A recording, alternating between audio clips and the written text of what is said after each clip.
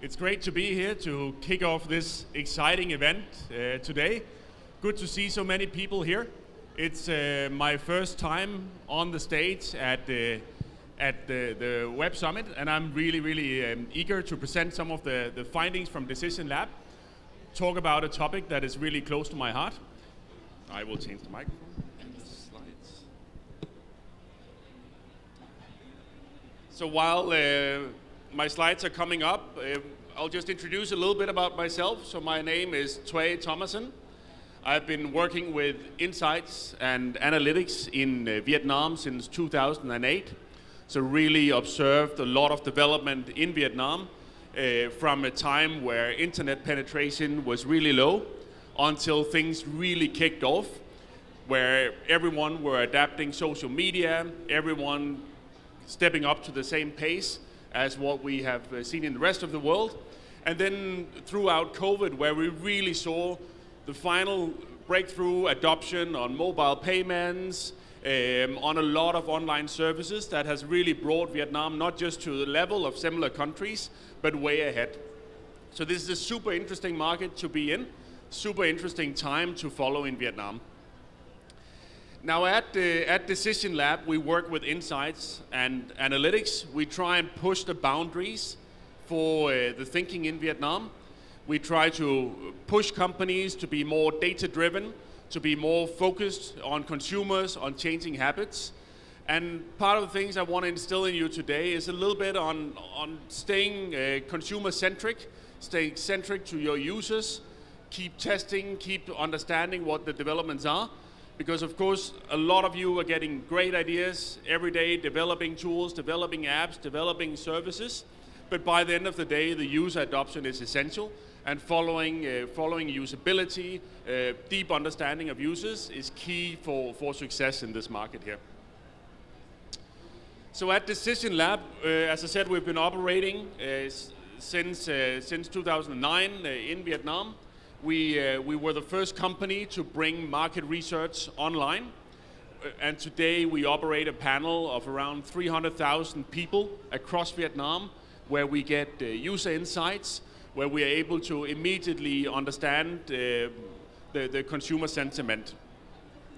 We have been tracking online ads, and the latest partnership we signed was last year with Meta, where we work together with Meta to optimize online or in general ad spending to ensure that the ad spending that you book corresponds to increases in your KPIs, whether that's a user acquisition or whether it's increases in sales revenue.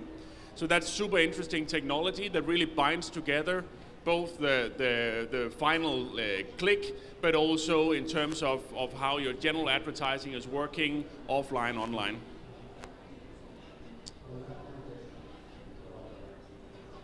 So at Decision Lab, we work together with several partners in Vietnam to spread the message on how to be user-centric, how to understand your consumers. And therefore, we're doing quite a lot of speeches, presentations, in terms of providing insights into the market here. Just very briefly about what we do at Decision Lab. We are a company that supports businesses in Vietnam exploring growth opportunities, identifying what are the gaps in the market, what are the journeys consumers are on.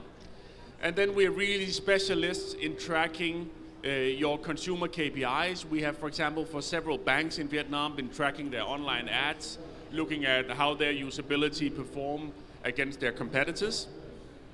And finally, we help to generate those important commercial breakthroughs to make sure you optimize your concept, to make sure your ad spending works, and to make sure you arrive at new avenues for growth in the future.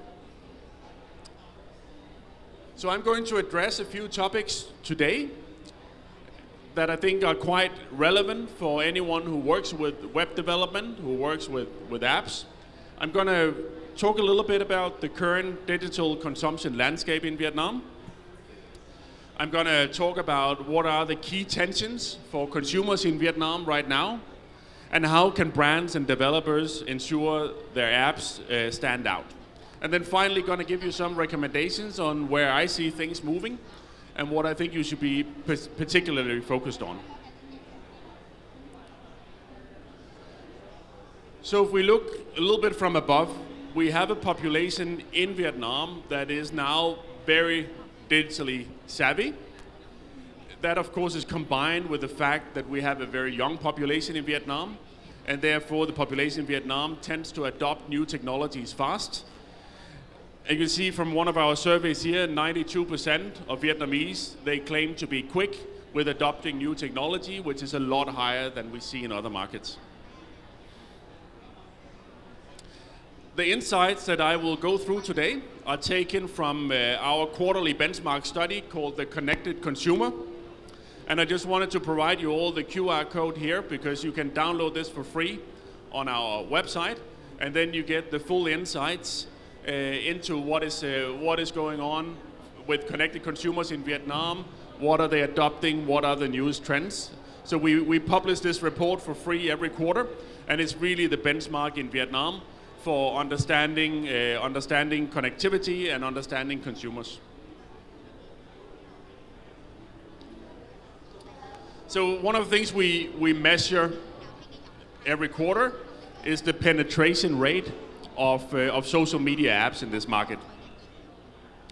And generally what we're seeing when it comes to penetration is an extremely high penetration of the highest performing apps. So that is your Facebook, it's YouTube, and it's our local Zalo that is performing really, really well in this market here. Interesting thing is that we're not seeing so much movement between these players, except of course for TikTok, where TikTok remains a challenger. And when we also track what is your most preferred app, it's interesting to see with TikTok that they are really breaking through within certain target groups. So they are managing to become, even their penetration is relatively low compared to the biggest ones, they are managing to grab a position and a very, very strong presence amongst especially Gen Z. One interesting observation we have made in the last couple of quarters here is when it comes to threats, because Twitter, that then became X, has never really been a big success in Vietnam. People have not adopted text-based messaging, but what we have seen recently after Threads was launched, of course also with their integrations with Instagram, is a very, very fast adoption recently. And we are in close discussions also with the team at Meta to explore, what are the underlying tendencies here. But we can see that it is, interestingly enough, very much Gen Z that is adopting Threads in Vietnam. And if you look at Twitter through history, then different countries will use Twitter in very different ways. And by the end of the day, you can say, well, it's your user base that defines what the social media becomes. So it's quite interesting these days to understand what is a Gen Z-driven, text-based social media channel, right? So I'll really encourage all of you to join the conversation in Vietnam on Threads, try and figure out what this is, because when you advertise your tools, when you find the right places to promote your apps, etc., it's of course very important to understand what is the mood of the consumer when they are in these different environments. And I think a lot of our social media channels have very similar profiles, but when you suddenly get text-based arriving, this could be something that spikes naturally more conversation, maybe a little bit more seriousness. And I think for some of the apps you are developing, this might be an interesting avenue to follow.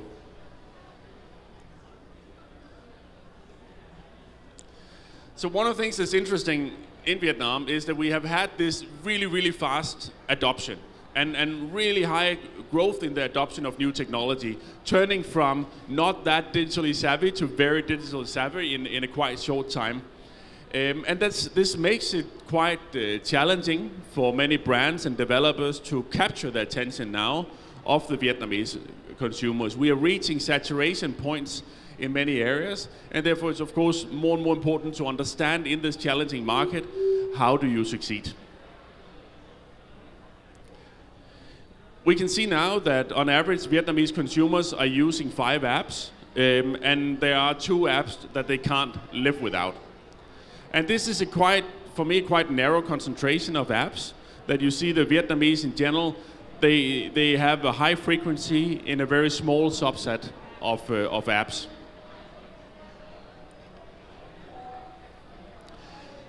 And you can see while the digital literacy is going up, while the adoption rate is going up, you're also seeing a group of Vietnamese of 40% now, clearly stating that the rapid pace of new technology is relatively overwhelming. So what this can lead to is basically user impatience, making them less likely to retain the new app that you just succeeded in getting them to download. If the functionalities are not something that's relevant to their daily lives and relevant in a way where they cannot live without it. So what I want to dive a little bit into is how brands and developers ensure that their apps stand out to consumers. So what we can clearly see is that when we look at the indispensable apps, the apps you cannot live without, we get a list of super apps that can perform multiple tasks that are favored across generations. So coming a little bit back to the research we do on connected consumers, I want to go through a little bit on who are succeeding in different spaces. And this can be relevant both for you who are looking for the right partners for your own development projects, or those of you who are looking for purely for advertising channels. So we track these 4 different use cases here, and we see different winners in different categories. So if you look at short videos, this is of course an area that is dominated highly by TikTok, but also an area where we see Facebook really challenging.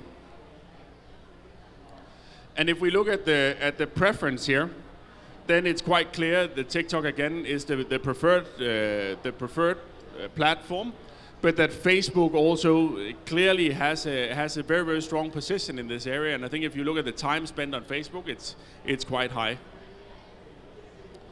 If we look at live streaming, we can see Facebook clearly fighting back on challenges, having a very strong position, sustaining a very strong position, but also TikTok catching up fast if you look across generations, and of course doing much better when it comes to Gen Z. So it's quite remarkable to see how TikTok has surpassed Facebook as the leading live streaming platform this quarter, as they experienced 6-point increase. And this growth here is likely to be driven also by a lot of the integrations you see on TikTok, the cross functions that are available there. If we look at online shopping, this is a really interesting space to follow, because we of course have looked a lot to TikTok in terms of the live streaming, in terms of social commerce and how they break through in that space. But in our latest study, we've basically been able to declare TikTok to be the second, in terms of penetration, the second biggest e-commerce platform in Vietnam. And that's really interesting that you start to see a concentration around TikTok and Shopee, and how TikTok is the one with accelerated growth in this area. And I think this is bound to really change how we look at e-commerce in the future.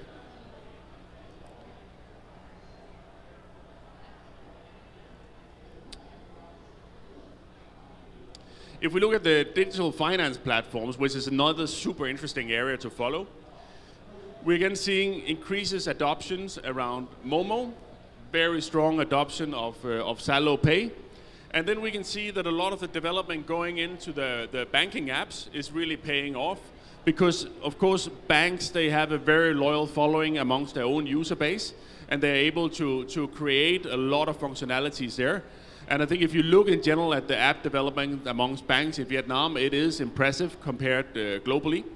So it's interesting to see what are the potential from the banks, what are the potential partnerships that can be gained through the bank's own apps.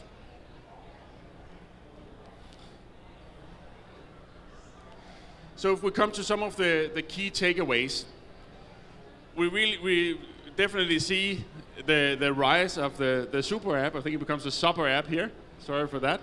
But the rise of the super app here. And this in general is not something new. I mean, we've been talking about the rise of super apps for quite some time.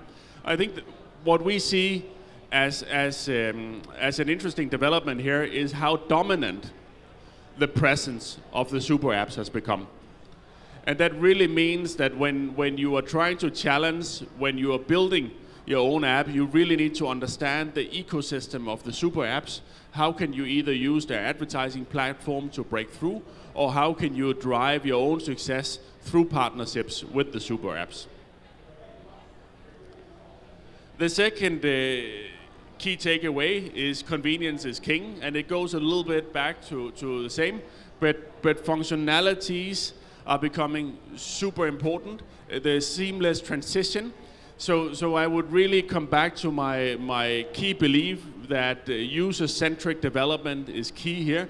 You really need to understand your target group. You need to make sure that if you have a development team developing a product for Vietnamese users, that every week you have users passing by the office, testing out the new functionalities, helping you lead the development.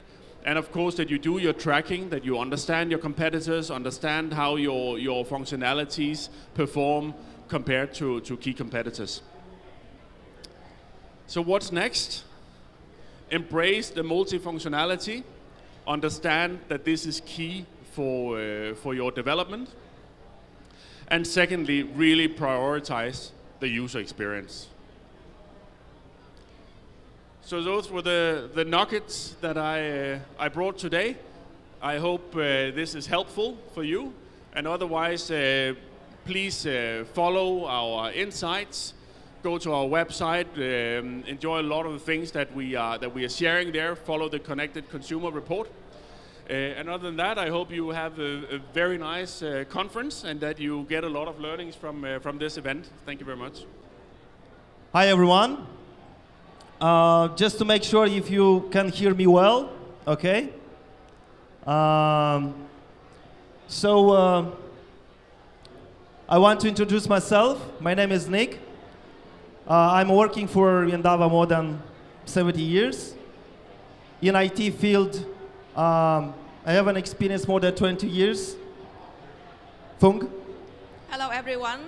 Really nice to see you on today. Just a little bit about myself. So my name is Phương. I'm Head of Applications, Management and Infrastructure in Endava Vietnam. So today I'm really excited to join the event today and hope that I can connect, learn, share and learn from everyone.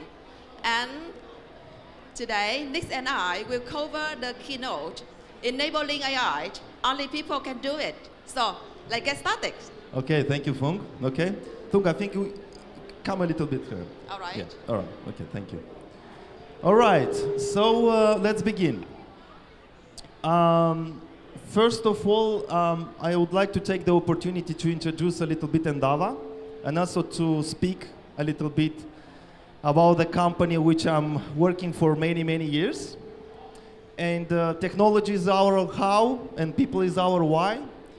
Over 2 decades, we are delivering customer solutions to our clients, and also technological solutions to our clients.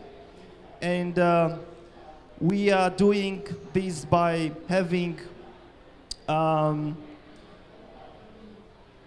world-class engineering and industry expertise, and also a people-centric mindset. We created a technology company based on the simple philosophy, helping people succeed. This is what our CEO, John Cottrell, highlighted in one of his interviews. And we are doing this by being open, thoughtful, adaptable, smart, trusted. This is the company values. And when we're saying open, we are confident in our abilities. When we are saying thoughtful, we are deeply care about our people and about our customers. When we are saying adaptable, we are embracing new challenges and we are embracing new changes to deliver in a very complex environment. when we're saying smart, we are hiring clever people which they are delivering smart solutions. And trusted, our relations are built on a trust, a marriage of equals. As I mentioned that we are a global company. We have a presence in 29 countries, 70 cities in the world. You can see Ho Chi Minh and Hanoi on the map, right? We are very excited to be on Vietnam market. All right, so let's back to the topic, okay? Enabling AI, only people can do it. I think we need to highlight some of the faults or some of the things which we have on the market, right? And the importance of the AI in today's business world. And we already achieved some of the results in the different areas.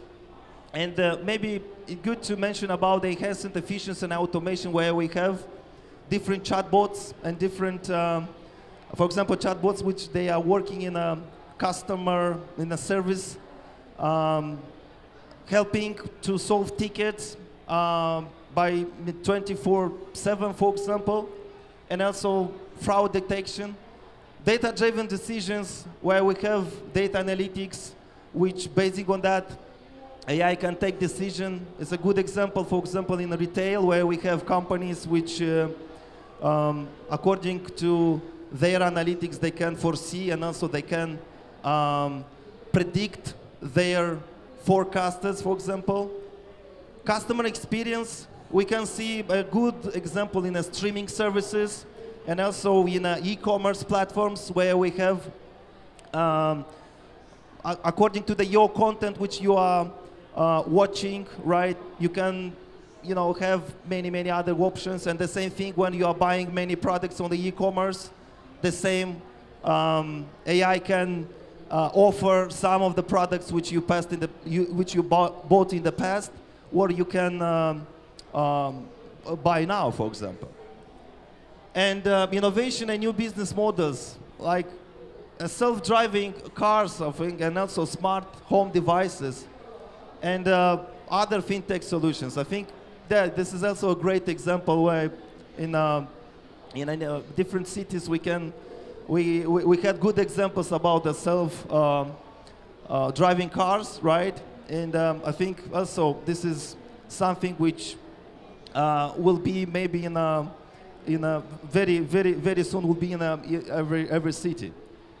Risk management and security. So this is also in another field which we have tools which detecting very fast different frauds and different threat detections, and competitive advantage. I would say that here many companies leverage AI for specifically to set some benchmarks, right? And I think now many companies they build, or they want to build, like a new direction which they can use, and they can use AI in their specific business. But okay, let's talk a little bit about AI in a very simple, let's say, words, or AI in a nutshell, right? What companies think AI looks like, right? And also, what people think AI looks like, right? If we are looking on this very simple diagram, right? I found it in one of the channel which I'm a subscriber. And it seems that we have a very simple, right? Kind of plug and play, right? Tool, right? And you can connect to the AI engine and you have a magic, right? Yeah, probably this is a good diagram which can be sold. I mean, for the sales guys, I think that will work, right? But we know that in background, it's no magic, right? AI is about huge of data, right? And a lot of science. And I want to talk a little bit, okay, what actually is, right? I think data is remaining the key point for every foundation model. And firstly, you need to address the question, what exactly you want to build and what you exactly you want to resolve implementing AI? What is your big question, right? And when you understanding selecting the right data and also selecting the right source, you can go into the layer of AI where is a lot of data engineering. And it's very important to understand that on this chain, it's not about just selecting and sourcing the data, but it's about the processing, it's about the cleaning, and it's about how you are scaling these data as well. And when we're talking about the modeling, right, this is the fun part, I would say. It's, again, ask the same question. What exactly you are looking to solve with this, right? What exactly you are looking for your business to solve this? And selecting a model and creating a model. And also make sure that the output which you have from your model, so it's predictive, and in the same time, you are reaching your answer, you are reaching your results. And of course, if you want to see more results and you want to see more examples, I would say, your model needs to be deployed in the live environment, right? And I would say when you are deploying it in the live environment, you can see different behaviors. And only with that, you can see exactly how your model is working. And of course, it's a lot of training, it's a lot of retraining. You cannot obtain your results in one iteration. No, this is why AI needs to be trained. But even if we are looking on this diagram, right, I would say that it's something missing. I mean, still it's not so complex. I mean, it's complex, but not so complex, right? But and another dimension which we have here is, no, you're staying on the slides, okay. Right. And another dimension which we have here is the constraints. And the legal constraints and the ethical understanding if we are doing it the right way or not. And the biases we can have, right? And also the security.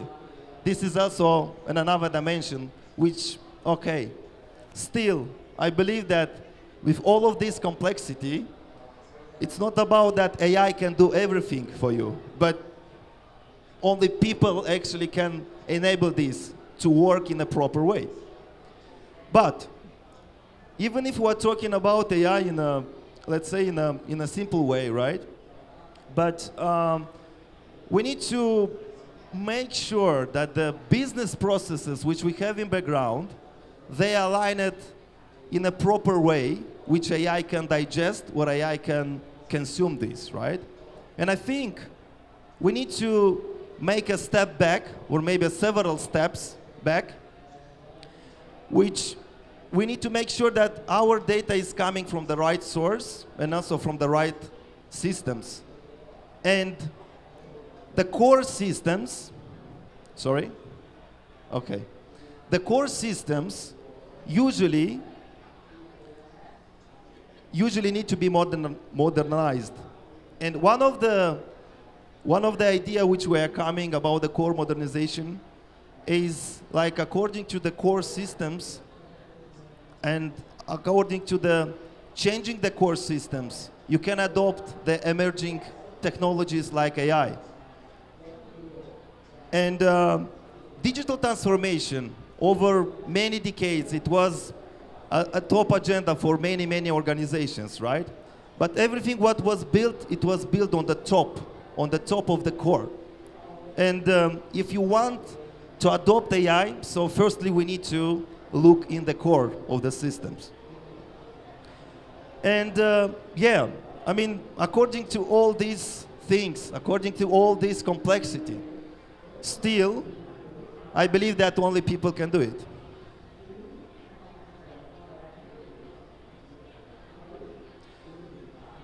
Now, where is the change needed in the core, right? And why is change needed in the core, right? We can have different situations. So of course, legacy systems limitation, operational inefficiency where you have more human, let's say, process in the core, where increasing also the costs, and security and regulatory compliance, innovation, which in the legacy systems you need to understand that if you want to innovate, you need to start from the core. Data remaining the crucial key of the AI adoption, and we have to liberate the data from the legacy systems. And of course, if you want to attend a new customer or a new user experience, right, you need to adapt this starting from the core. I think you can, for more information about the core modernization, we can talk later. And also you can find some good materials on our website as well. But again, with all this complexity and with all these challenges, still I believe that only people can do it, and also having a right human-centric mindset over AI, so that will be the future.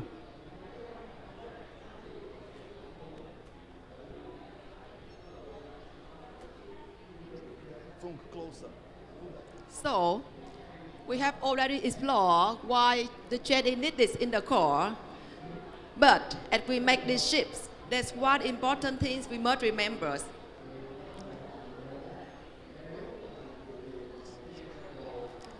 AIs, no matter how advanced, doesn't operate in isolation. The success of AIs relies on people, on their ideas, decisions, and actions. That's why adopting AI isn't just about the technologies. It's about embracing the idea that put people at the center of the transformation. So, let's take a closer look at the philosophy, human-centric AI development that built around 4 core principles.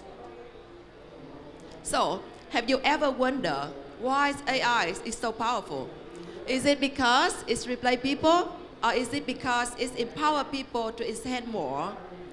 There's often the misconception that AI replaces people, but the truth is, AI is designed to empower people by enhancing the creativity, decision-making, and improving the efficiency.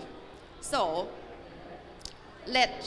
to convince you about the statements, let's think about the example. In healthcare, AIs can help doctors to analyze vast amounts of data, to diagnose disease faster and more accurately, but still, doctors who make the final decision. Or in the customer support, AI-powered chatbot can handle many different questions. Of course, it's saving human efforts, but it's less people to focus on more complexity, high-priority activities. When AI is used as a tool, it enables team and individual to solve the complex problem and make them make the smarter decision and let them focus on what truly matters. So, I believe that when AI is used efficiently, it becomes the valuable tool to enhance people to focus on what truly matters. Collaboration is key. Why? Collaboration is the foundation for every software development, for every successful software development, I would say, including AI. So collaboration first begins with our client. So we need to work with them to understand about their niche, their objective, the challenge that they're facing. Second, we also need to listen the voice from end user, because there's no AI solution can truly succeed unless it's enhanced experience. Why? We put both client and end user at the center of every design process, so it's potential for AI to create a meaningful value. The third one, but it's really critical, that's the collaboration between teams across the team, because AI development is a team effort that putting together the effort from data scientists, UX designer, developers, or domain experts. They all together create a solution that bring innovation and address the real-world challenges. What does it mean in the third principle? So, in the world of AI, success means how much value we truly deliver to the client. That's why it's crucial to create a practical and effective solution, can either improving efficiency, reducing costs, or enhancing the customer experience. But it doesn't stop there. For AI can surely impact, the solution must be scalable and reliable, and seamlessly integrated in the existing system. One solution can work in one environment, but can't scale across organizations. That's the missed opportunities. So that's why having the AI with practical, scalable, and impactful, so it creates a powerful driver that turning from challenges into the new opportunity. Ethical and reliable AI. So what does it mean? Do you agree with me that nowadays we are facing the challenge of misleading information? There's a lot of information around that we don't know which are the reliable ones. So it's crucial to have the ethical use of AI. It doesn't optional, it's essential. The responsible AI practice must be designed to integrate the critical principles like fairness, transparency, accountability, or privacy from the beginning. Because our final goal to deliver the product to the customer is mitigate the risk and ensure that it creates a positive outcome for our client and the community they serve. If we apply the responsible AI, it can make our client to build trust with their user, to reduce the unpredicted consequences, and maximize the long-term benefit for everyone involved. All right, so I have gone through all 4 key principles of the human-centric AI development. So with this principle as a guide, AI transformation is not just possible, it's meaningful. But the truth is, only people can make AI happen. Why? First, I would like to emphasize the indispensable role of people. AI creates with human creativities. People who design the system, who write the algorithm, and create the data needed to train them. But it isn't a one-time effort. Along the way, it's still people who redesign the system, who retrain the data, update or write the new algorithm due to the new demands of the market. So, without constant human input, AI will never reach their full potential. AI, no matter how advanced, doesn't operate in isolation. It needs the collaboration between human and AI. Altogether, they form the synergies when the strength of one complements the others. AI can generate the representation, but it's people who ensure that it connects to the audience. Of course, AI can generate the insights, but it's people who turn the insight into action. The partner between human and AI highlights the collaboration between technology and people. At the core of everything we do, technology drives our purpose. It's our house, but it's people, their idea, their creativity, their cooperation make it all possible. Together, we build a solution that leverages the power of technologies while still put people in the center of everything we do. Because at the end of the day, it's not just about technologies. It's about how about we, as humans, can make things different. That also encapsulates our solution.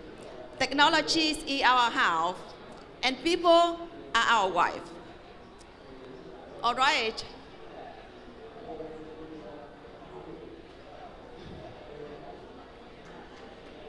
So, are you ready for adaptation to the AI-driven futures? I tell you a secret. Probably yes. The key to success is starting from today. But why? First, preparing for AI transformation. Preparation is key, which means that we need to build the right foundation. Check to identify the area where the training is needed to ensure that our team have the right skill. In the meantime, build the storage infrastructures. Remember, reliable and clean data is crucial for any AI initiative. And don't forget ethical AI development. Set the principle to set the clear fairness and privacy for AI to ensure that AI serves everyone responsibly. All right, acting in AI today. So of course, we are talking about if you want to apply, when we want to use the AI, so we need to start with practical cases, right? With practical things. I would say that enabling AI means that we need to start with some basic stuff, and also it doesn't matter about in which position or which role you are, and you need to start with the small steps and applying in a day-by-day activities, doing some or automating some repetitive tasks or optimizing some operational things, or also to enhance the customer experience, for example. So what's next? Listening for the future. So AI evolving quickly. So it's make sure that we always stay updated with the new gen technologies. Make sure that we create the learning environment, the culture, the learning culture for our team to be ready for the continued learning and ready for experimenting new ideas. And partnerships are also key here, working with experts, with leading companies to receive the fresh insights and also make sure that our organization stay competitive in the fast-changing world. So let's set the AI-driven future together. So we're enabling AI by creating the solutions that are practical, impactful, and scalable. But the potential of AI is focused on the creativity, the collaboration of the people who drive it. All right, and AI is not about that we are replacing people, right? It's an empowerment, it's a tool which will unlock a lot of opportunities, and for sure that AI will be in many industries will be the main driver in the future. So we strongly believe that enabling AI, only people can do it. Thank you. Xin chào tất cả mọi người ạ. Đầu tiên là rất là cảm ơn mọi người đã bớt thời gian đến buổi thứ 6 ngày hôm nay để lắng nghe phần chia sẻ của rất nhiều diễn giả từ các công ty khác nhau. Thì đây là lần thứ 2 mình tham dự một event của Top Dev và cũng rất là vui khi được mời tham dự lần nữa. Thì chủ đề ngày hôm nay của mình cũng sẽ tiếp tục là xoay quanh về AI, nhưng mà sẽ nhấn mạnh sâu hơn về Edge AI, cụ thể là AI tại biên và cũng như là những ứng dụng của nó trong ngành fintech và retail cho thị trường Việt Nam và thị trường châu Á. Thì chắc là giới thiệu một phút giới thiệu ngắn về mình. Thì mình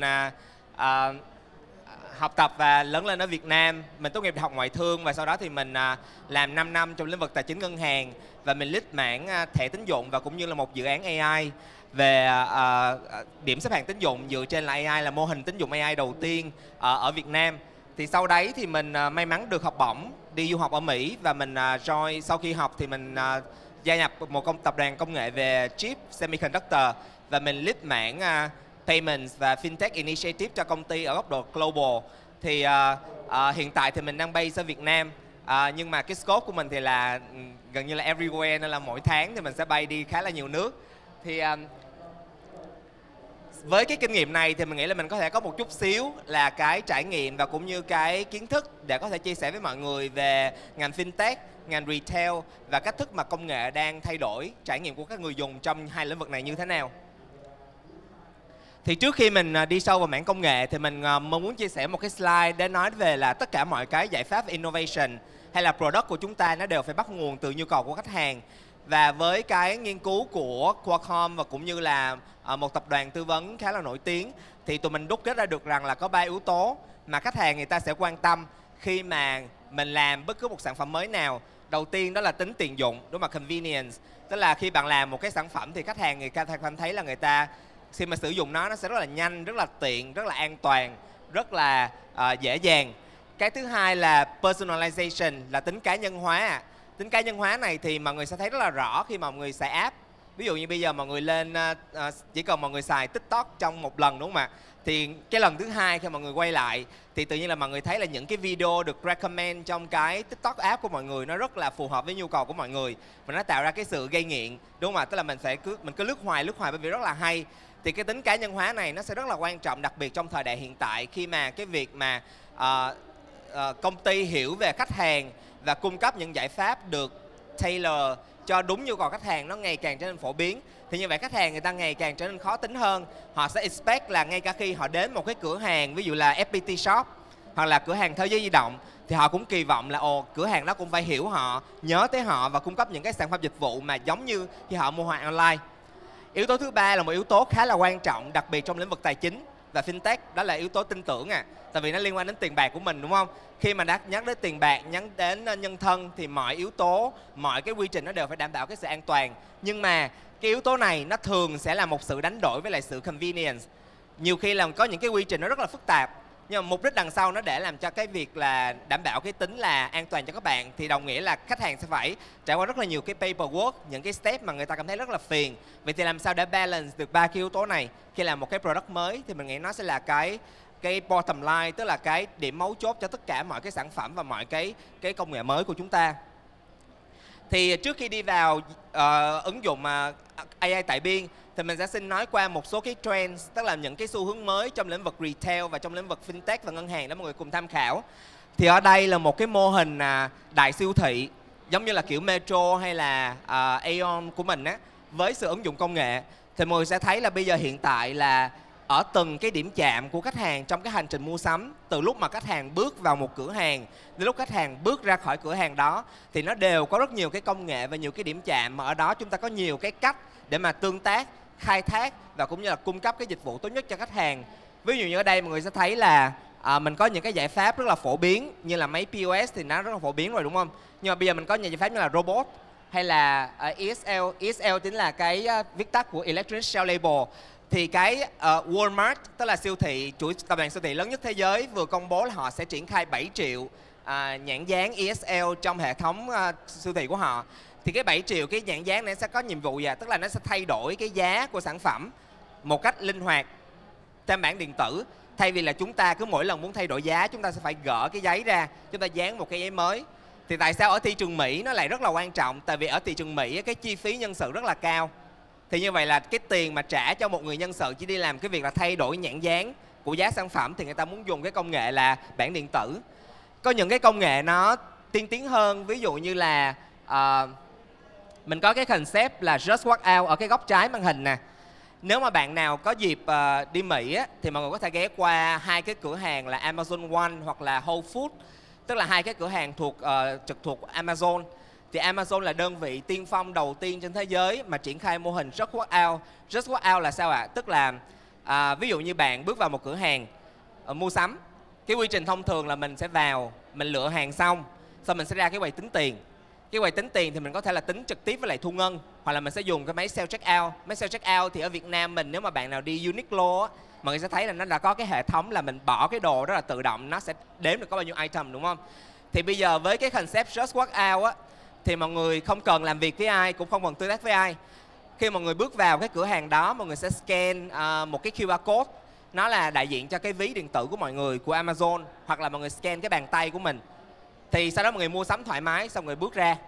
Tức là tự động trên trần nhà nó sẽ có khoảng 500 đến 1000 cái camera, nó sẽ detect được là khách hàng nào vừa bước vào, họ đã lấy món hàng nào, họ trả lại món hàng nào, và khi họ bước ra khỏi cái cửa thì tự động cái số tiền nó sẽ được trừ vào cái ví của các bạn. Các bạn không cần phải tương tác với bất kỳ một nhân sự nào trong cửa hàng. Thì cái trải nghiệm này thực sự nó là một trải nghiệm mà rất là vi diệu. Mình phải dùng từ vi diệu tại vì khi mà mình đến Mỹ năm 2019 thì khi mình bước vào là mình thật sự là bị sốc, bởi vì mình không nghĩ là nó nhanh và nó tiện dụng đến như vậy. Một vài cái giải pháp khác như là về Smart Card, Self Checkout, Scan and Go thì có rất nhiều thứ mà mọi người có thể tìm hiểu thêm. Thì bởi vì là mình có thời gian có hạn nên mình sẽ không thể chia sẻ hết tất cả các giải pháp được. Chỉ có một cái thông điệp duy nhất mà mình muốn nói là gì? Hiện tại các nhà bán lẻ trên toàn cầu thì họ đang muốn ứng dụng công nghệ để làm được 3 mục tiêu. Thứ nhất là họ muốn nâng cao trải nghiệm khách hàng, giống như 3 cái yếu tố mà mình nói phía trước: convenience, personalization và trust. Thứ hai là họ muốn nâng cao cái hiệu suất làm việc của cái doanh nghiệp của họ. Đúng không? Làm sao mà có thể giảm thiểu số lượng lao động nhưng mà vẫn đảm bảo cái hiệu suất, hoặc là tăng cao cái hiệu suất lao động làm việc hiện tại của nhân viên. Và thứ ba là bởi vì đây là thời đại Big Data, đúng không ạ? Họ muốn làm sao mà có thể khai thác được tốt nhất có thể cái lượng data mà họ có, và cũng như là thu thập dữ liệu thật trong quá trình mà khách hàng tương tác và mua sắm trong cửa hàng. Thì đó là bán lẻ. Thế thì mình qua tiếp về ngân hàng thì sao ạ? Ngân hàng thì theo kinh nghiệm và trải nghiệm của mình thì tương lai của ngân hàng nó sẽ nằm ở trong cái cụm từ là phygital. Phygital là một khái niệm kết hợp giữa physical và digital, đúng không ạ? Physical thì mọi người hình dung nó giống như là các cửa hàng, các chi nhánh hiện tại của ngân hàng. Còn digital đó chính là kênh internet banking hoặc là mobile banking của mình. Thì đã từng có một giai đoạn là thị trường đặt ra một câu hỏi là liệu với cái sự phát triển bùng nổ của mobile app, của AI, của công nghệ thì liệu là các chi nhánh ngân hàng có biến mất hay không? Thì câu trả lời sau một thời gian khi mà mình nói chuyện được với rất là nhiều ngân hàng từ khắp nơi trên thế giới thì câu trả lời là không. Nó sẽ không biến mất nhưng nó sẽ có sự thay đổi về hình thái. Tức là làm sao mà khi mà khách hàng đến một cái chi nhánh ngân hàng thực tế, họ vẫn có thể trải nghiệm được những cái dịch vụ nó tốt, nó tiện, nó nhanh như trên mobile app của họ. Thì ở Việt Nam của mình có thể nêu tiên phong một vài ngân hàng như là Tiên Phong Bank, đúng không ạ? TP Bank. Họ là ngân hàng đầu tiên có cái mô hình là live ATM và 24 giờ. Thì các bạn đi vào, các bạn có thể là tự động làm những cái tác nghiệp với ATM trong 24 giờ mà không cần tương tác với lại là nhân viên ngân hàng. Bây giờ thì mô hình này đã phổ biến rồi. Mọi người sẽ thấy là rất nhiều ngân hàng đã có những cái máy siêu ATM. Mình tạm gọi là máy siêu ATM vì sao? Vì các bạn có thể làm được rất nhiều cái tác nghiệp trên đấy mà không cần phải tương tác với ngân hàng. Thậm chí là có thể là rút tiền, đóng tiền, cất tiền, mua bảo hiểm, mua thẻ tín dụng, nộp hồ sơ vay trên những cái máy đấy. Thì đó là một cái xu thế mà mình nghĩ là rất là đúng hướng với lại xu thế thế giới. Thứ hai là ứng dụng AI đặc biệt là Gen AI. Sau khi Gen AI được công bố bởi ChatGPT thì các ngân hàng cũng bắt đầu là chạy đua trong cái lĩnh vực là làm sao ứng dụng Gen AI để nâng cao trải nghiệm khách hàng và nâng cao cái hiệu quả công việc. Trải nghiệm khách hàng cái dễ nhất mà mọi người thấy đó chính là chatbot. Đúng không ạ? Bây giờ chatbot nó rất là phổ biến và làm sao chatbot nó phải tương tác và nó tư vấn đủ thông minh và đủ chi tiết như một người nhân viên ngân hàng thực thụ, chứ không phải là trả lời theo framework giống như hồi trước. Thứ hai là trong nội bộ ngân hàng thì ví dụ như là có những cái bài toán như là làm sao tôi có một cái công cụ Gen AI mà có thể giúp tôi tóm tắt tất cả những văn bản luật liên quan đến một cái lĩnh vực nào đó của ngân hàng. Hay là khi mà một nhân viên của tôi trình hồ sơ lên, trình một cái văn bản lên thì tôi muốn họ là cái công cụ Gen AI có thể tóm tắt và chỉ ra cho tôi là những cái điểm nào bị thiếu sót mà tôi có thể bổ sung. Tại vì bạn nào mà làm ngân hàng thì sẽ biết là các quy trình về phê duyệt chính sách của ngân hàng nó rất là nhiều bước, nhiều layer, nhiều văn bản, nên là cái việc mà dùng Gen AI để cải thiện cái hiệu suất làm việc đặc biệt trong mảng lĩnh vực là về tư vấn pháp lý sẽ rất là quan trọng ở ngân hàng. Một cái nữa thì mình sẽ có một cái slide riêng, đó là cái xu thế về thanh toán mới. Những cái công nghệ thanh toán mới nào sẽ dùng trong lĩnh vực ngân hàng thì mình sẽ có một slide riêng về cái phần đấy. Có một cái điểm mà mình rất là muốn nhấn mạnh là cái dòng cuối là Bank Everywhere.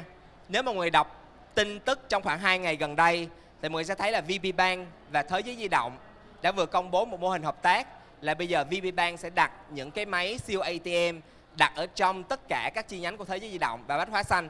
Nghĩa là bây giờ ngân hàng, các bạn không cần ra ngân hàng để làm nghiệp vụ ngân hàng.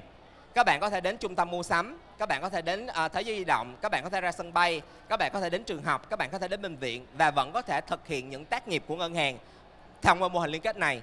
Và ngược lại, trong tương lai, ngân hàng họ cũng có thể open space ra để họ có thể cho các bạn sử dụng nhiều cái tác nghiệp khác của những đơn vị khác. Ví dụ như là một ngày đẹp trời, các bạn có thể đến ngay chính ngân hàng, đúng không? Trong lúc mình chờ đợi giao dịch viên mình làm, mình có thể là tương tác với một cái kiosk, AI kiosk và mình có thực hiện mua sắm. Mình có thể go shopping, mua hàng trực tiếp của Bách Hóa Xanh, của Thế giới di động thông qua cái kiosk đấy và họ sẽ ship hàng về cho các bạn. Thì nó là một cái mô hình đang xen kết hợp giữa các tổ chức với nhau để nó tạo ra một cái trải nghiệm là đa chiều và một cái trải nghiệm tiền dụng cho khách hàng.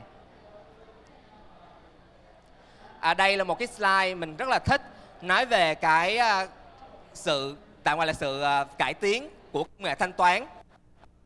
Và đặc biệt là các bạn sẽ thấy là thuở xa xưa là mình sẽ bắt đầu thanh toán bằng tiền, đúng không ạ? Sau khi tiền xong thì mình sẽ có là checkbook. Checkbook chính là cái việc mà bạn nào mà còn nhỏ quá thì có thể sẽ không biết cái này.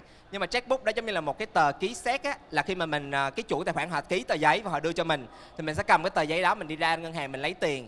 Sau checkbook thì mình sẽ tới thẻ. Thẻ nó cũng tới vài cái trạng thái khác nhau. Đầu tiên là thẻ mình là thẻ từ. Thẻ băng từ là mình sẽ quẹt như thế này. Xong rồi tới thẻ chip. Thẻ chip là mình sẽ đút vào cái máy đọc thẻ. Và sau đó là đến thẻ contactless, đó là mình sẽ tap cái thẻ vào cái máy đọc. Sau thẻ thì mình sẽ tới là QR code. Bây giờ ở Việt Nam mình thì QR code đang là gọi là cái phương thức mà dominant nhất, đúng không ạ? Và Trung Quốc là nước đi đầu về cái phần này. Và bây giờ QR code nó đang rất là phổ biến, đặc biệt ở khu vực Đông Nam Á và châu Á nói chung. Sau QR code thì mình sẽ có là in-app payment. In-app payment là sao? Nó có thể là các bạn hình dung là các bạn thanh toán trực tiếp trong cái app của mình á. Và tương lai mà mình đang thấy là một cái trend đang rất là phổ biến và sẽ rất là bùng nổ rất là sớm, đặc biệt ở các thị trường mới nổi như Việt Nam, đó là thanh toán bằng sinh trắc học. Một lần nữa thì nhắc đến thanh toán sinh trắc học á, thì phải cảm ơn là người bạn Trung Quốc. Trung Quốc đã triển khai thanh toán bằng gương mặt cách đây khoảng 10 năm và đến hiện tại thì họ đã có khoảng là 500 triệu người dùng. Và gần đây thì Tencent, tức là WeChat Pay á, họ đã triển khai là thanh toán bằng bàn tay. Các bạn có thể search trên TikTok hoặc là search trên Internet cái mô hình thanh toán bằng bàn tay của Tencent. Thì trên thế giới hiện tại có 2 đơn vị rất là nổi bật về thanh toán bằng bàn tay, đó chính là Tencent và Amazon. Thì ở Việt Nam của mình á, mình đã có một cái lợi thế là với nghị định 2345, khi mà bây giờ tất cả các giao dịch chuyển khoản trên 10 triệu các bạn bắt buộc phải xác thực bằng gương mặt trên điện thoại, đúng không? Thì thông qua cái quy định này, các ngân hàng thương mại cổ phần đã bắt đầu thu thập được khoảng hơn 30 triệu dữ liệu về gương mặt của người dùng ngân hàng trong kho dữ liệu của họ, kết hợp với lại dữ liệu của Bộ Công an. Tại vì khi mọi người nhớ, mọi người làm căn cước công dân á, căn cước công dân mới của chúng ta có phải chụp hình, đúng không ạ? Thì đó cũng là một cách mà Bộ Công an đang thu thập thông tin. Thì bây giờ là Bộ Công an cùng với lại các ngân hàng thương mại cổ phần có thể kết hợp với nhau để mà tạo ra một cái centralized database giống như Trung Quốc, để sau đó mình sẽ dùng cái centralized database này để mình triển khai được thanh toán sinh trắc học bằng gương mặt ở những cái không gian mở như thế này. Ví dụ là trong cửa hàng Starbucks, trong siêu thị, trong GS25, trong cửa hàng rạp chiếu phim. Thì cái đó sẽ là mình nghĩ nó sẽ là một cái trend rất là phổ biến trong khoảng một vài năm tới. Và nếu các bạn nhìn ở phía dưới nè, các bạn sẽ thấy là có một sự thay đổi nữa trong cái phần mà thiết bị chấp nhận thanh toán. Trước đây á, mình chỉ có thể thanh toán với lại cái máy POS, đúng không ạ? Nhưng mà bây giờ là mình có thể chuyển tiền cho nhau bằng điện thoại. Và tương lai á, là tất cả những thiết bị nào có gắn chip đều có thể trở thành một thiết bị thanh toán. Ví dụ một ngày đẹp trời là bạn có thể thanh toán cho cái camera, bạn có thể thanh toán cho cái xe của bạn, bạn có thể thanh toán cho một cái cây xăng. Và trong cái cây xăng đó có một cái con chip có hỗ trợ về payment. Thì đây là một cái xu hướng mà nó đang diễn ra rồi chứ không phải là sắp nữa, mà nó sẽ ngày càng phổ biến. Khi mà cái concept là things pay for things hay là internet IoT payment á, nó trở thành một cái next step trong lĩnh vực payment. Thì đấy là về những cái xu hướng về retail và fintech. Nói về AI á, thì mình sẽ nói rất là nhanh về những cái xu hướng AI đang được ứng dụng trong retail và fintech ở trên thế giới. Đầu tiên là credit scoring, cái này thì rất là dễ rồi, fraud prevention. Thứ hai là biometrics payment như mình đã nói lúc nãy. Thứ ba là chính là cái concept mà Just Walk Out của Amazon á, mình gọi là unattended shop. Và cuối cùng đó là cái rất là nổi gần đây, đó là virtual assistant dựa trên là Gen AI. Thế thì cụ thể là Gen AI nó sẽ làm gì ạ? Thì khi mà Gen AI ngày càng phổ biến thì đây chính là những cái use case mà mình nhận được nhiều nhất khi tư vấn cho các nhà bán lẻ và cũng như là các ngân hàng rất là lớn ở khắp nơi trên thế giới. Thì nó là họ ngày càng muốn là Gen AI sẽ thay thế hẳn luôn công việc của một người nhân viên để có thể chăm sóc cho khách hàng, để có thể trở thành một người nhân viên, một người trợ lý rất là tiện dụng. Thì có một cái bài toán đặt ra, đó là lý do là tại sao mình lại phải mình phải nói rất là nhiều thứ này trước khi mình đến với khái niệm là XAI ạ. Thế thì khi nhắc đến AI á, thì các bạn hình dung là ok, vì sao mà Nvidia lại rất là thành công sau khi Gen AI được phổ biến à? Mọi người hình dung đúng không? Từ lúc mà ChatGPT ra đời thì cổ phiếu của Nvidia tăng gần 10 lần. Nghĩa là nó phải có một cái liên quan, đúng không? Nvidia thì bản xuất phát là họ sẽ là cung cấp là GPU trong lĩnh vực game với một cái khả năng process rất là mạnh cho cái cấu hình game để các bạn chơi game rất là mượt và rất là đẹp. Thì AI nó cũng như vậy thôi, bản chất AI nó là những cái mô hình siêu khổng lồ, đúng không ạ? Ví dụ Gen AI nó là những cái mô hình về Large Language Model với khoảng là 7 tỷ đến 10 tỷ parameter và hàng tỷ data.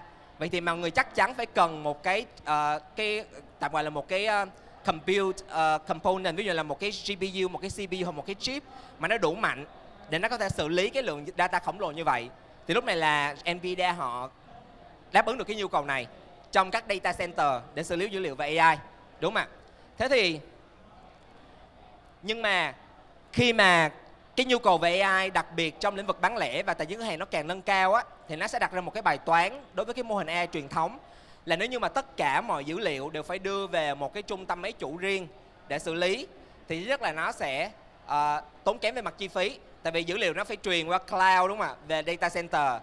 Thứ hai là tốc độ xử lý nó có thể bị chậm, tại vì các bạn hình dung là các bạn đem một cái luồng thông tin chạy một vòng từ ví dụ từ cái hội nghị này đến một cái trung tâm dữ liệu lớn của ví dụ một cái siêu thị lớn đặt ở Trung Quốc đi, thì nó sẽ tốn một chút thời gian nhất định, như là độ trễ về đường truyền.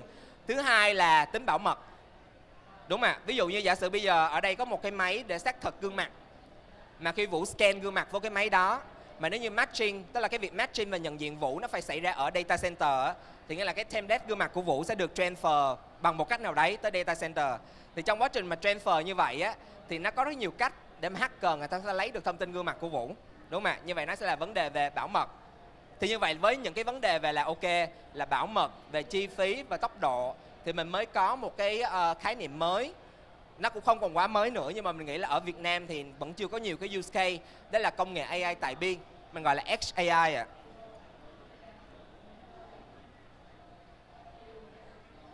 Thì bản thân XAI nói một cách rất là đơn giản là những cái gì mà các bạn có thể xử lý được bằng mô hình AI ở data center, bây giờ mình sẽ gói gọn nó lại, đặt nó trong một con chip và để nó ở trong chính cái thiết bị tại cái chỗ đó luôn.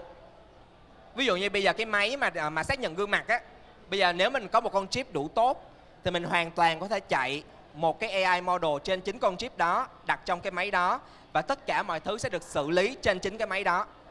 Thì như vậy là thứ nhất, dữ liệu sẽ không cần truyền đi đâu hết, đúng không ạ? Cái gương mặt của bạn, cái thông tin gương mặt của bạn sẽ được lưu trữ và xử lý và bảo mật ngay trên cái máy đó. Và cuối cùng là bởi vì các bạn không cần phải sử dụng cloud trong trường hợp này nên chi phí nó cũng rẻ hơn. Nên đó là một cái lợi ích, đó là về privacy, về reliability, low latency, cost, energy và personalization. Dĩ nhiên là đến cuối mỗi ngày, đúng không ạ? Cuối mỗi ngày hoặc là cuối mỗi tuần thì chắc chắn những cái máy đó nó phải có một cái đồng bộ hóa dữ liệu về trung tâm dữ liệu lớn của đơn vị để mà nó tổng hợp data, để mà nó làm những cái báo cáo chuyên biệt của nó. Nhưng mà trong cái thời điểm mà real time á, khi bạn có nhu cầu và tương tác với cái máy thì mọi thứ sẽ được diễn ra trên cái máy. Nó sẽ nhanh hơn, nó sẽ an toàn hơn, nó sẽ tiết kiệm chi phí hơn. Thì dĩ nhiên nó có một cái điểm trừ là gì ạ? Bởi vì nó là một cái máy, nó chỉ có một con chip thôi, nên mình không thể nào mà đưa cả một cái mô hình khổng lồ vào cái máy đó được. Như vậy đó là lý do tại sao mà chúng ta phải có những cái đội ngũ kỹ thuật mới, làm sao để thứ nhất là có thể gia giảm cái model lại, đặt nó vừa vặn ở trong cái mô hình này để nó đủ nhẹ, nó đủ chạy hiệu quả. Thứ hai là góc độ phần cứng á, mình cũng phải có cái phần cứng nó phù hợp, nó phải vừa đủ strong để process AI, nhưng nó cũng không thể quá đắt tiền, quá to, quá cồng kềnh đã thay đổi cái cấu trúc của cái thiết bị. Nên lý do là sao bây giờ là ở góc độ là nếu mà góc độ về nhu cầu về nhân lực á, cho AI thì mình nghĩ là cái công nghệ AI về XAI nó cũng đang là một cái phần khá là trending, ngoài trừ là Gen AI. Và đây thì hiện tại thì với cái xu thế mà Gen AI và XAI á, nó sẽ là một xu thế kết hợp. Người ta sẽ chạy những cái mô hình Gen AI trên chính một thiết bị với công nghệ XAI, và nó sẽ được ứng dụng trong rất nhiều lĩnh vực như là retail banking, energy, building, location, và trong lĩnh vực là xử lý ở nhà máy, industrial và automation.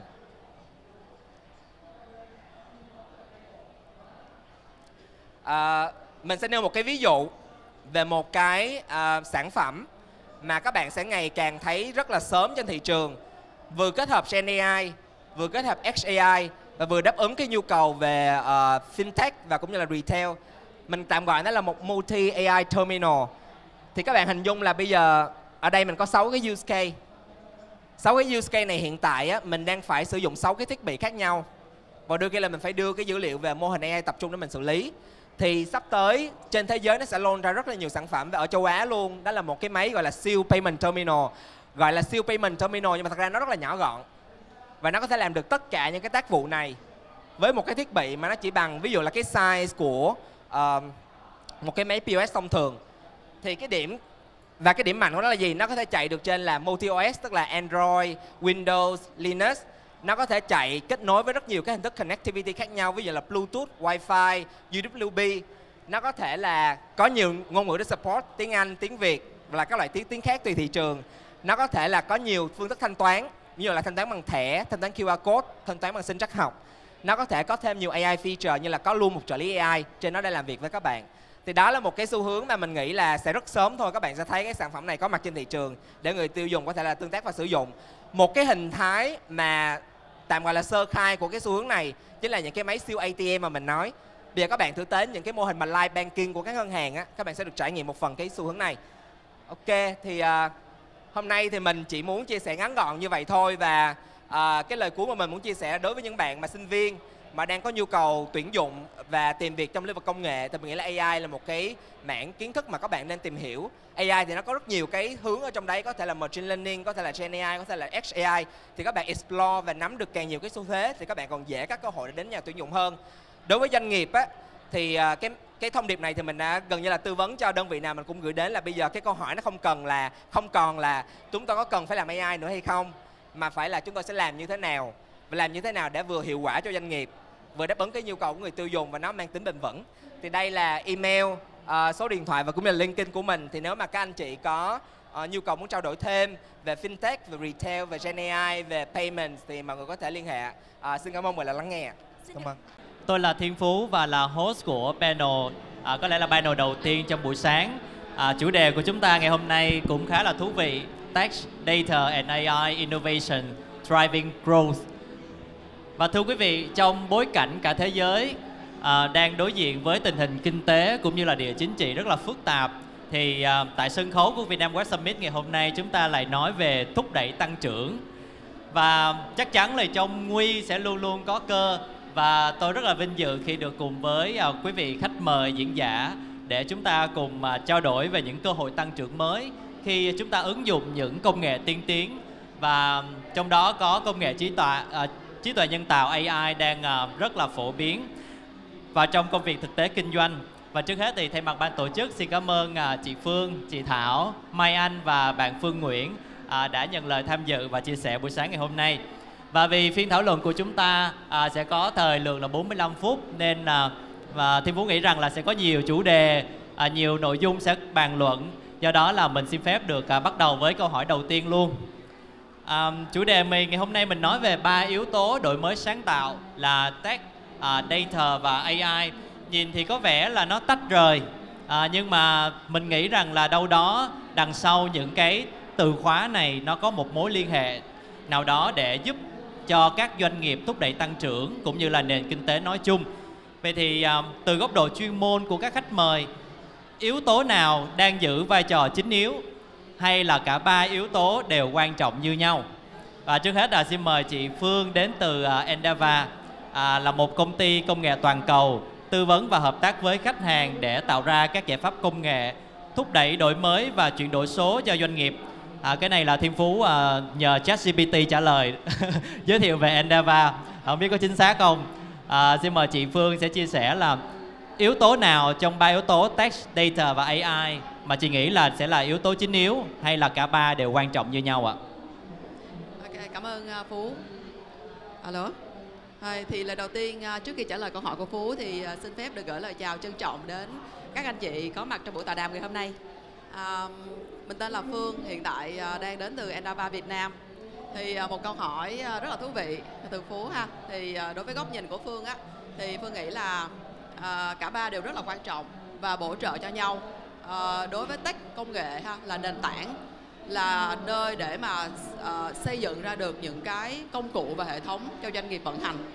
Nếu như mà không có công nghệ á, thì cái việc xử lý, thu thập dữ liệu nó sẽ không khả thi được. Và ngược lại, data, dữ liệu á, nó cũng bổ trợ cho công nghệ.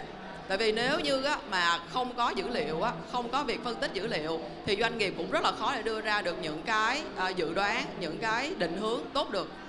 Và dữ liệu cũng giúp cho mình biết được là cái nhu cầu, cái thị hiếu của khách hàng là như thế nào, nhu cầu thị hiếu của end user là như thế nào, để mình quyết định là cái chiến lược sắp tới mình cần làm là gì. Và một cái phần quan trọng nữa là nó có connecting với lại AI nữa. Tức là từ cái dữ liệu đó mình làm sao để mình chuẩn bị cho cái bước chuyển mình trong cái việc là AI transformation. Rồi, bây giờ nói về AI thì AI á, thì nó là một cái sự sáng tạo đến từ con người. Thì AI á, nó sẽ giúp là sao chuyển đổi cái dữ liệu thô thành cái dữ liệu có giá trị. Thì từ cái dữ liệu có giá trị đó sẽ giúp cho cái việc là đưa ra được những cái gợi ý nè, rồi giúp cho việc tự động hóa. Thì nó sẽ tạo ra được một cái sự thành công vững mạnh từ cái giá trị cốt lõi được. Thì đối với Phương, 3 yếu tố là 3 yếu tố quan trọng và cần phải kết hợp với nhau. Trong cái thị trường hiện tại, cái doanh nghiệp mình muốn phát triển, mình muốn có sự cạnh tranh với lại những doanh nghiệp khác á, thì mình cần phải đi đôi 3 yếu tố đó, và nó tạo thành một cái giống như một hệ sinh thái để mà giúp cho doanh nghiệp phát triển bền vững, vững mạnh và cạnh tranh đối với thị trường, đối với những công ty đối thủ. Dạ vâng, xin cảm ơn chị Phương. Và với cùng câu hỏi này thì xin mời bạn Mai Anh, đang phụ trách bộ phận dữ liệu của thương hiệu bia khá là nổi tiếng là Heineken. Thì trong cái kinh nghiệm làm việc nhiều với về mặt dữ liệu, công nghệ cũng như là AI thì Mai Anh thấy là yếu tố nào đang rất là có vẻ là đóng vai trò dẫn dắt? Dạ, lời đầu tiên thì xin gửi lời chào tới tất cả mọi người, và hy vọng là ở đây thì tất cả mọi người đều biết đến bia Heineken và đã từng một lần uống thử bia của công ty của Mai Anh. Và để trả lời cho câu hỏi này á, thì ước gì mà có yếu tố thứ tư, bởi vì cái yếu tố mà Mai Anh sẽ chọn là quan trọng nhất, đó chính là doanh nghiệp, nó chính là business. Nếu như mình không có một cái doanh nghiệp tốt, mình không có một cái mô hình kinh doanh đang ăn nên làm ra, thì cho dù có tech, có data hay có AI đi chăng nữa, nó cũng không thể nào chuyển mình cái doanh nghiệp đó. Tuy nhiên là bởi vì câu hỏi nó chỉ cho 3 cái yếu tố thôi, nên Mai Anh sẽ bắt buộc phải lựa chọn và sắp xếp trong 3 yếu tố đó. Và nếu như trong 3 yếu tố này thì Mai Anh sẽ lựa chọn data là quan trọng nhất. Bởi vì sao? Bởi vì trước khi có công nghệ, thật ra mình đã có dữ liệu rồi. Một bà mà bán cơm ở ngoài chợ ấy, cũng có một cái cuốn sổ để ghi chép lại là ngày hôm đó bán được những món gì. Hay kể cả khi Mai Anh khi làm ở một cái công ty bia á, thì thỉnh thoảng là mình được đi thăm thị trường, mình tới gặp những nhà phân phối, mình tới gặp những cửa hàng tạp hóa. Mình sẽ thấy đó là họ có một cái kệ, trong đó có những cái cuốn sách đủ màu sắc khác nhau, và trong đó ghi chép lại là mỗi ngày họ bán được bao nhiêu bia. Đối với Mai Anh, đó chính là dữ liệu. Tuy nhiên cái yếu tố thứ hai cũng rất là quan trọng, giống như hồi nãy mình cũng có trao đổi với nhau, đó là tech. Bởi vì nếu như mà dữ liệu á, nó được ghi vào trong những cuốn sổ như vậy, chúng ta sẽ không có khả năng tổng hợp và xử lý, phân tích nó một cách hiệu quả. Thì công nghệ giúp cho ta làm được một việc, đó là digitalize, số hóa, để cho cái quá trình capture được dữ liệu, lưu trữ được dữ liệu nó diễn ra được hiệu quả nhất. Và chỉ cần có tech với data thôi, đối với Mai Anh nó đã là một cái cuộc chuyển đổi số giúp cho một doanh nghiệp thay đổi rồi. Và mình nên làm tốt ở 2 bước đầu tiên đó. Đến lúc này rồi thì AI sẽ xuất hiện khi chúng ta có đủ dữ liệu. Bởi vì khi mà không có dữ liệu, hoặc dữ liệu quá ít, hoặc là dữ liệu không sạch á, thì chúng ta không thể nào làm được những thứ cao siêu và hấp dẫn hơn như là AI. Nhưng một khi chúng ta đã làm tốt 2 cái điều kia rồi thì AI sẽ đến rất là tự nhiên để giúp cho chúng ta làm nhiều bài toán khác nhau. Đó là để chúng ta khai thác được cái giá trị ở dữ liệu này theo một cách mà chúng ta chưa bao giờ khai thác nó trước đây. Nghĩa là trước đây chúng ta chỉ nghĩ nó là báo cáo thôi. Đến ngày hôm nay thì chúng ta có thể làm được những mô hình tiên đoán, chúng ta có thể làm được những cái thuật toán để cá nhân hóa, thậm chí chúng ta có thể chạy được trên AI, trên cái dữ liệu của mình. Và nó mở ra những cơ hội hoàn toàn mới, giúp cho doanh nghiệp chơi được những cái cuộc chơi lớn hơn. Và đến lúc này rồi thì 3 yếu tố kết hợp lại sẽ trở thành một cái thế mạnh cạnh tranh của doanh nghiệp và giúp cho họ dẫn đầu trong cái lĩnh vực mà họ theo đuổi. Mình xin hết. Vâng, xin cảm ơn Mai Anh. Có lẽ là với câu hỏi đầu tiên thì chúng ta cũng thấy có những cái góc nhìn rất là thú vị. Nhưng mà Thiên Phú thì có thể tóm tắt lại là cả 3 yếu tố đều đóng một vai trò then chốt trong sự phát triển, thúc đẩy tăng trưởng của doanh nghiệp hiện nay. Và có thể là đối với từng doanh nghiệp thì chúng ta sẽ sắp xếp lại cái thứ tự của 3 yếu tố này, xem mình đã có cái gì trước và mình cần làm tốt cái yếu tố nào để cho cái và cộng với mô hình kinh doanh mà như Mai Anh chia sẻ thì đó là một trong những cái key success cho doanh nghiệp ngày hôm nay. Và nhân tiền thì nói về dữ liệu thì có lẽ là nhiều doanh nghiệp, Thiên Phú không biết là có nhiều anh chị chủ doanh nghiệp đang ngồi ở dưới đây hay không. Có lẽ là trong môi trường doanh nghiệp thì chắc hẳn là sẽ có những anh chị CEO đang rất là loay hoay với cái việc là chuyển đổi dữ liệu, đặc biệt với những doanh nghiệp đã thành lập nhiều năm thì càng có nhiều dữ liệu. Nhưng mà trước đây thì chúng ta lưu trữ trên một cái hệ thống cũ, còn bây giờ thì muốn hiện đại hóa nó, mà trong thuật ngữ chuyên ngành hay gọi là những cái legacy system, đúng không ạ? Thì bước chuẩn bị quan trọng nhất là gì về mặt kỹ thuật và đầu tư? Câu hỏi này xin dành cho chị Thảo đến từ ThoughtWorks, là một công ty tư vấn công nghệ đa quốc gia, tích hợp chiến lược, thiết kế và kỹ thuật để thúc đẩy đổi mới kỹ thuật số cho doanh nghiệp. Chị Thảo thì theo Thiên Phú được biết là chị có nhiều năm làm việc tại môi trường quốc tế ở các nước khác nhau, nên là vốn tiếng Việt của chị thì chị Thảo có chia sẻ là cũng hơi hạn chế, nên là nếu mà chị Thảo cảm thấy thoải mái thì có thể chia sẻ bằng tiếng Anh. Quý vị có đồng ý không ạ? Vâng, xin mời chị ạ. Cảm ơn bạn nhé. Xin lỗi các bạn là mình các cái từ chuyên môn nói chuyện rất là khó, thành ra là mình chuyển sang tiếng Anh. So to your question, how do organizations move from legacy systems to the new systems? Yes. And maybe we can talk about what kind of preparation, what kind of thinking that they need to do in order to have an effective modernization journey. So from my experience looking across many different organizations going on this journey, the biggest pitfall that people have is to do system modernization. When you try to move systems from the legacy to the new with just the technology, not thinking about does it align with the business goal, does it help the business to achieve the objectives that they want, or does it, and then the other thing is on also what is the organizational structure that you need in order to support this new tech stack, and what changes do you need in the business flow to do that, right? So from the way I see it, the very first starting point, and I really agree with you, is what does business, what is the objective of the business?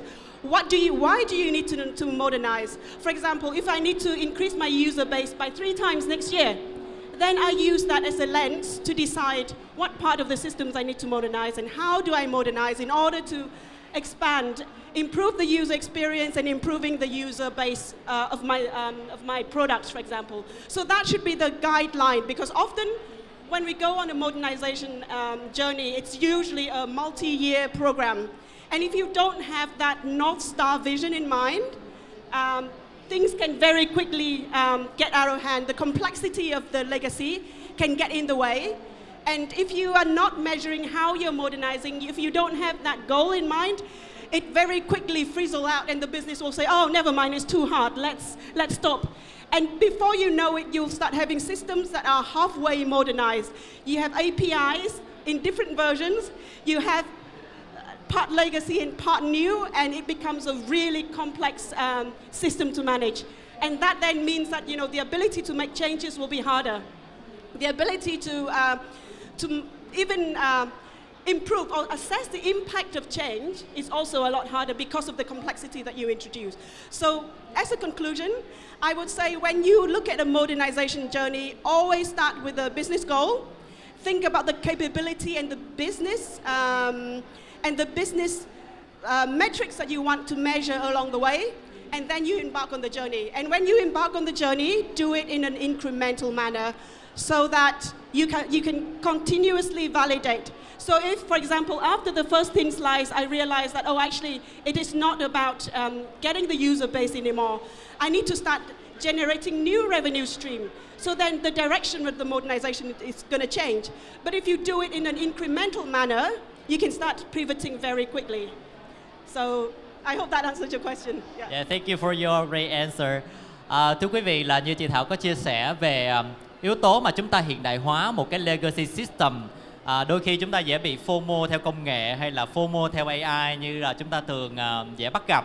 Thì có lẽ là để hiện đại hóa một cái legacy system thì chúng ta quay trở lại những cái yếu tố rất căn bản của doanh nghiệp, như là tầm nhìn, như là tại sao bạn muốn hiện đại hóa, và cái khả năng và cũng như cái nguồn lực chúng ta đang có là gì, chúng ta cần thêm những nguồn lực nào. Thì đó là trong những cái câu hỏi đầu tiên mà một người chủ doanh nghiệp hay là một anh chị phụ trách về kỹ thuật trong công ty cần phải trả lời rất là rõ ràng trước khi chúng ta đi sâu vào yếu tố kỹ thuật hay là đầu tư. Cảm ơn chị Thảo rất là nhiều. Và thưa quý vị thì như Thiên Phú cũng thấy là AI bây giờ cũng đang là trend rất là hot, đúng không ạ? Nhưng mà ngày hôm nay nếu chúng ta nói về chủ đề AI thì chúng ta không có thời gian. Do đó là Thiên Phú xin phép được khai thác chủ đề AI vào những cái bài toán cụ thể hơn của doanh nghiệp. Và câu hỏi tiếp theo thì xin dành cho bạn Phương Nguyễn đến từ Alibaba Cloud, là một trong những nhà cung cấp dịch vụ đám mây hàng đầu thế giới và lớn nhất tại Trung Quốc thuộc tập đoàn Alibaba. Và câu hỏi dành cho Phương là làm thế nào để tích hợp cloud hoặc AI vào legacy system mà vẫn đảm bảo tính ổn định? Cái này sẽ hơi thiên về kỹ thuật một chút, nhưng mà nếu Phương có thể trình bày những cái bước căn bản để chúng ta có thể đạt được cái yếu tố ổn định trong quá trình chuyển đổi. Xin mời Phương ạ. Dạ, vẫn là legacy system đúng ạ. Thực ra vẫn tiếp nối cái ý của chị Thảo, và tiếp nối chị Thảo, tức là bản chất là mình phải đặt ra được cái mục tiêu, phải đặt ra được cái kỳ vọng mà mình muốn trước khi mình đi làm cái gì đấy, đúng không ạ? Mình phải biết là mình muốn cái gì, và khi mình áp dụng cloud hay AI vào cái doanh nghiệp của mình thì nó có giải quyết được cái vấn đề của mình đang mắc phải hay không. Đấy. Thì tổng quát nó lên á, thì đó là cái bước gọi là bước assessment, tức là bước đánh giá, khảo sát, đánh giá và phân tích một cách toàn diện. Tức là câu chuyện ở đây á, tức là ở những cái dự án trước đây mình tham gia là đa số những cái trường hợp mà những dự án nó bị ách tắc, nó bị trì trệ, nó bị gặp vấn đề này vấn đề kia, trắc trở liên tục, thì một phần nguyên nhân đó đến từ cái việc là chúng ta không có thông tin, chúng ta nó bị mù mờ thông tin, chúng ta không hiểu rõ cái hệ thống của chúng ta đang có những cái gì, đúng không ạ? Chúng ta không hiểu, không nắm được là những ứng dụng chúng ta đang có những ứng dụng gì, nó đang kết nối được đâu, nó tích hợp với ai, nó quá phức tạp đi. Nên làm vậy chúng ta bị cảm giác chúng ta bị sợ ấy, chúng ta bị sợ cái sự hiện đại hóa, chúng ta sợ cái sự chuyển dịch lên cloud, hay là sợ cái chuyện hiện đại hóa. Vì làm vậy nó rủi ro rất nhiều, vì chúng ta không có hiểu hệ thống của chúng ta, nên cái việc chuyển dịch nó sẽ rất là rủi ro và tiềm tàng. Đấy. Nên cái bước đánh giá assessment ấy, nó sẽ quan trọng ở chuyện là chúng ta làm sáng tỏ được cái hệ thống của chúng ta, đúng không ạ? Đang có những cái gì, đồ hiệu dụng ra sao, còn thiếu hay thừa, kết nối tới những đâu, phải tích hợp với những ai. Đấy. Và khi chúng ta có được cái bức tranh đó rồi á, nó còn là nền tảng để chúng ta build được cái kế hoạch. Cái kế hoạch ở đây là kế hoạch chuyển đổi với kế hoạch hiện đại hóa. Tức là chúng ta sẽ biết được là chúng ta nên chuyển đổi và hiện đại hóa hệ thống nào. Không phải tất cả các hệ thống, chúng ta phải xác định được là chúng ta sẽ chuyển dịch những hệ thống nào, những cái nào nên ở lại, những cái nào nên chuyển dịch lên cloud, đúng không ạ? Khi chuyển dịch ấy, là chuyển dịch cùng một lần, hay là cái nào trước cái nào sau, và khi chuyển dịch lên thì là dùng những cái giải pháp nào, những cái phương thức nào, những cái chiến lược nào để đưa lên, để chúng ta tận dụng được những cái năng lực, cái capability của cloud một cách tối đa nhất. Đấy. Và cái bước đánh giá này nó bao gồm luôn cái chuyện là chúng ta đánh giá luôn là cái độ ready, cái sự sẵn sàng của doanh nghiệp mình đã có thể áp dụng được cloud và AI vào cái doanh nghiệp chúng ta hay chưa. Chúng ta phải sẵn sàng rồi đó. Ví dụ như chuyện về skill của nhân sự chẳng hạn. Đấy, nhân sự chúng ta phải có những cái skill về các công nghệ mới, về cloud và AI thì mới dẫn dắt được cái doanh nghiệp chúng ta đi được. Đấy, thì đấy là ý mình nói. Vâng, cảm ơn chia sẻ của Phương. Rõ ràng là trước khi chúng ta bắt tay vào một cái sự chuyển đổi, dù lớn hay dù nhỏ, thì chúng ta phải rất thấu hiểu về hệ thống của mình, về những cái nền tảng dữ liệu mình đang có. Qua cái bước như Phương chia sẻ là phải có những bước đánh giá, rồi chuẩn bị về mặt kế hoạch, về mặt nhân sự. Nhưng đây thì mình cũng xin khai thác thêm một chút về yếu tố nhân sự. Theo kinh nghiệm của Phương thì tại vì một trong những cái concern lớn của doanh nghiệp trong vấn đề chuyển đổi dữ liệu đó chính là tính bảo mật.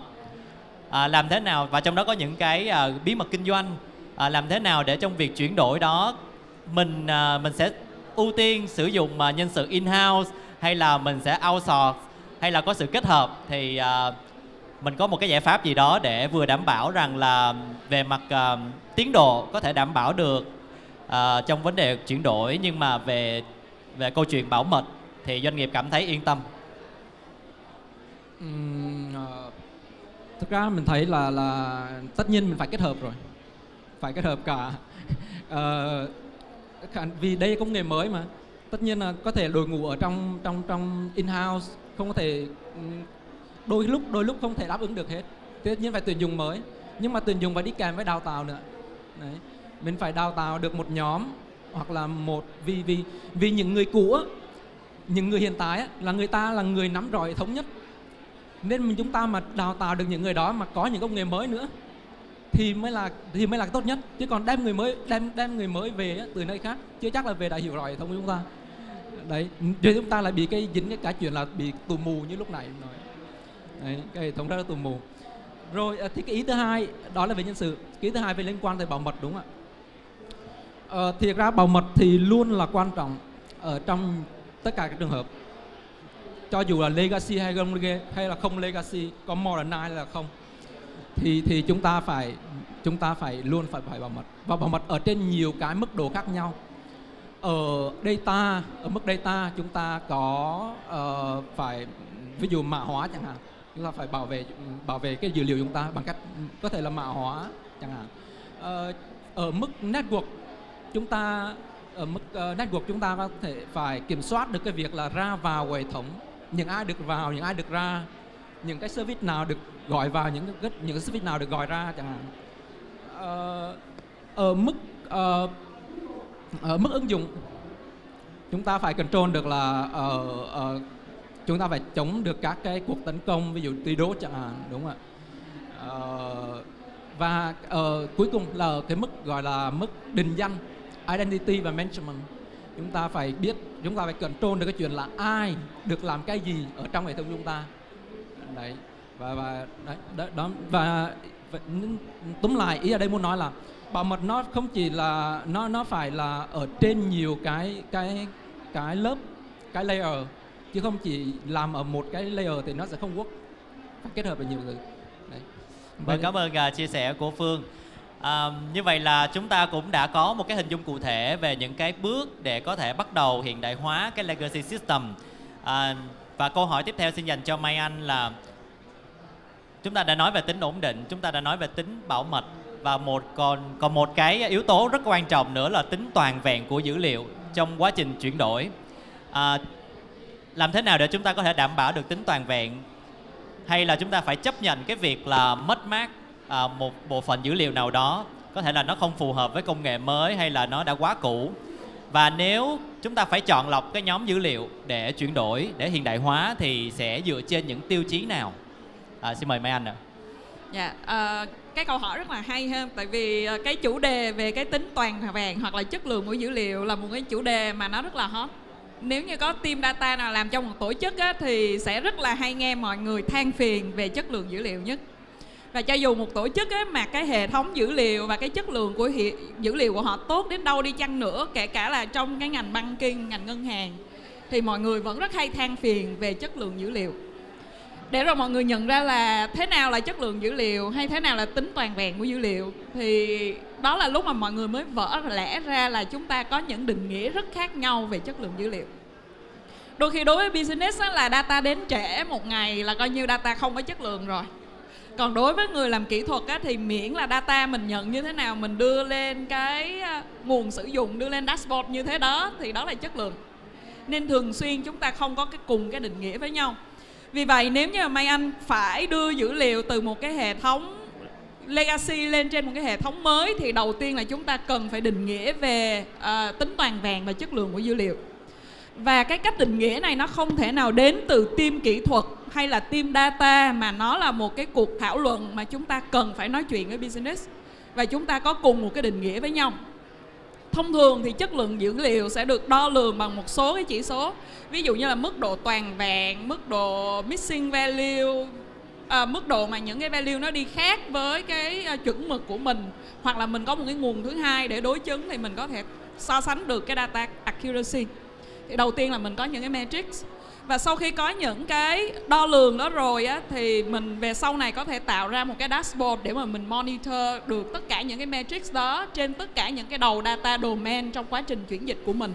Và khi nhìn lên đó thì có thể là ngay ngày đầu tiên nó rất là đỏ, và đến ngày cuối cùng rồi thì nó xanh trở lại, nghĩa là một dự án chuyển dịch dữ liệu nó đã thành công. Thì đó là cái yếu tố thứ hai, có một cái dashboard để đo lường. Cái yếu tố thứ ba đó là sự ưu tiên và cái lộ trình để chuyển dịch dữ liệu. Nó cũng sẽ tương tự giống như hồi nãy Phương có chia sẻ về cái câu chuyện là chúng ta chuyển dịch lên cloud như thế nào. Thì đầu tiên đó là mình không cần phải chuyển dịch hết tất cả mọi thứ. Thứ hai là sẽ có những cái mình cần phải chuyển dịch trước và có những cái mình chuyển dịch sau. Thông thường thì mấy anh sẽ hay đi theo cái biểu đồ hình chuông. Nó sẽ luôn luôn bắt đầu bằng những cái rất là dễ và rất là nhỏ. Bởi vì team sẽ cần một cái quick win để chứng tỏ với business và chứng tỏ với bản thân mình là cái việc dịch chuyển dữ liệu này nó khả thi. Và trong cái giai đoạn đầu tiên đó mình chưa có quá nhiều kinh nghiệm và mình đang học một cái công nghệ mới thì mình sẽ chọn việc dễ mình làm trước. Dần dần qua thời gian thì chúng ta sẽ bắt đầu làm những cái cục mà nó hardcore hơn, nó lớn hơn và nó khó hơn. Đến lúc này thì chúng ta sẽ liên tục quay lại nhìn cái dashboard ở bước số 1 để xem là mình chuyển dịch có hiệu quả hay không. Và cuối cùng là cái đuôi của cái biểu đồ hình chuông. Thực ra có những cái sort system mà mình không cần đưa lên cloud. Mình có thể cho nó nghỉ hưu luôn, mình có thể dẹp bỏ nó luôn, hoặc mình để nó lại trên on-prem tùy theo mục đích của nó. Thì đó là cái yếu tố ưu tiên và roadmap. Cuối cùng là chúng ta ưu tiên như thế nào thì nó lại quay lại cái câu chuyện mà nãy giờ chị em mình cũng trao đổi với nhau rất nhiều, đó chính là business.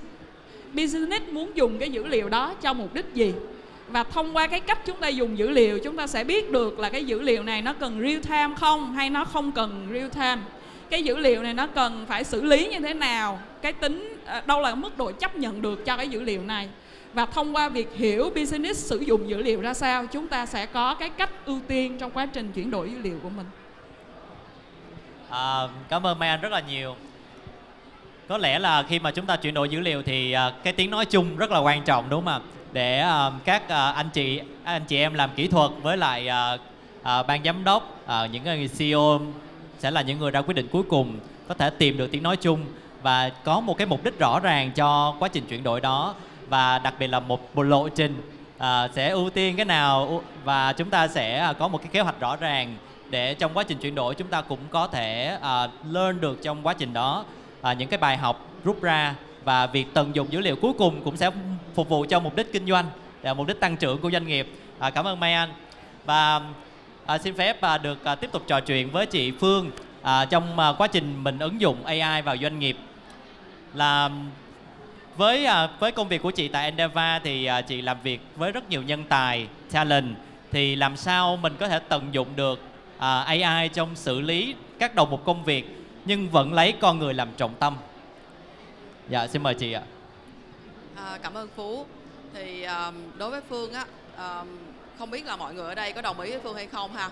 Khi mà một cái sản phẩm chuyển đổi số thành công á, thì nó phải gắn liền với cái việc là mình phải hiểu được là cái sản phẩm đó nó mang lại cái giá trị gì cho người dùng. Người dùng họ đón nhận cái sản phẩm đó của mình như thế nào. Thì cái việc đó là cái việc dẫn dắt mình để mà mình hành động kế tiếp. Do đó trong cái bài nói hồi nãy Phương có trình bày á, là cái việc mà mình hợp tác á, nó rất là quan trọng. Mình hợp tác với ai? Mình hợp tác với khách hàng để mình thực sự mình hiểu rõ được là cái nhu cầu hiện tại của họ đang là gì, cái thử thách của họ đối với lại cái đối tác là đang là gì, để mình hiểu thật rõ cái yêu cầu của họ. Và sau đó ngoài cái việc là hiểu về client của mình rồi thì mình cần phải hiểu về cái người dùng cuối nữa. Tại vì cái người dùng cuối là cái người mà họ trải nghiệm cái sản phẩm. Họ trải nghiệm cái sản phẩm nên là họ sẽ có được những cái góc nhìn. Và nếu như mà cái hệ thống, cái giải pháp của mình á, mà nó không thỏa mãn được cái nhu cầu của client và của người dùng cuối á, thì coi như là nó không phải là một cái sản phẩm thành công rồi. Nhưng để làm được điều đó thì ai sẽ là người làm? Là cái đội ngũ kỹ sư của mình sẽ là cái người mà thực thi, đưa ra cái solution để làm sao nó đưa được đến cho khách hàng, đưa được đến cho người dùng cuối. Thì ở đây đối với Phương, cái việc mà mình trang bị kiến thức cho đội ngũ kỹ sư của mình nó rất là quan trọng, để làm sao họ thực sự họ hiểu được cái nhu cầu nè, họ biết được là đối với cái nhu cầu đó cái công nghệ nào mình cần sử dụng. Rồi ngoài ra biết được công nghệ cần sử dụng rồi thì còn cái gì nữa? Cái yếu tố con người ở đây á, là phải là cái sự hợp tác với nhau. Cái sự hợp tác ở với nhau nó rất là quan trọng, bởi vì nếu như không có cái sự hợp tác, không hiểu nhau, không hiểu được cái mục tiêu cuối cùng á, thì sẽ không có thể một đưa ra khỏi sẩm nào thành công được cả. Nên là ở đây cái sự hợp tác ở đây nó sẽ là hợp tác với khách hàng, hiểu được người dùng cuối và có cái sự hợp tác ở trong nội bộ để làm sao tất cả cùng tạo thành một cái tổng thể, cùng hiểu nhau để cùng đưa ra được cái solution tốt. Thì đó là cái yếu tố mà đưa con người làm trọng tâm là cái thứ nhất. Cái thứ hai nữa là như nãy Mai Anh có trình bày về cái việc là dữ liệu nó không sạch. Thì hiện tại bây giờ á, mình sống trong một cái thế giới mà mình chỉ cần Google một cái thôi là nó ra rất là nhiều những cái thông tin mà mình không hề biết được á, là đâu là cái thông tin đáng tin cậy và đâu là cái thông tin mà mình phải kiểm chứng lại. Do đó là khi mà phát triển một cái sản phẩm AI á, thì ngoài cái yếu tố như nãy Phương nói thì còn là cái yếu tố là mình phải xét nữa, đó là cái đạo đức trong cái việc phát triển sản phẩm. Ở đây là để làm gì? Để mình đưa được những cái dữ liệu đáng tin cậy, nó có tính minh bạch nè, nó không bị thiên kiến ở cái việc là mình ví dụ như dữ liệu đưa ra mình quá gọi là tôn sùng một ai đó, quá tôn sùng tổ chức nào đó thì nó sẽ không có được cái tính công bằng. Do đó là cần phải đảm bảo được yếu tố công bằng nè, yếu tố minh bạch và phải giữ được cái privacy, cái sự gọi là tiếng Việt thì mình gọi là gì ta? Không phải cái yếu tố cá nhân, riêng tư, yếu tố riêng tư thì những yếu tố đó mình cần phải ứng dụng, và hiện tại là mình ứng dụng Responsible AI để làm sao mình đưa được những cái principle đó vào trong phát triển để mình tạo được cái sự tin cậy cho người dùng.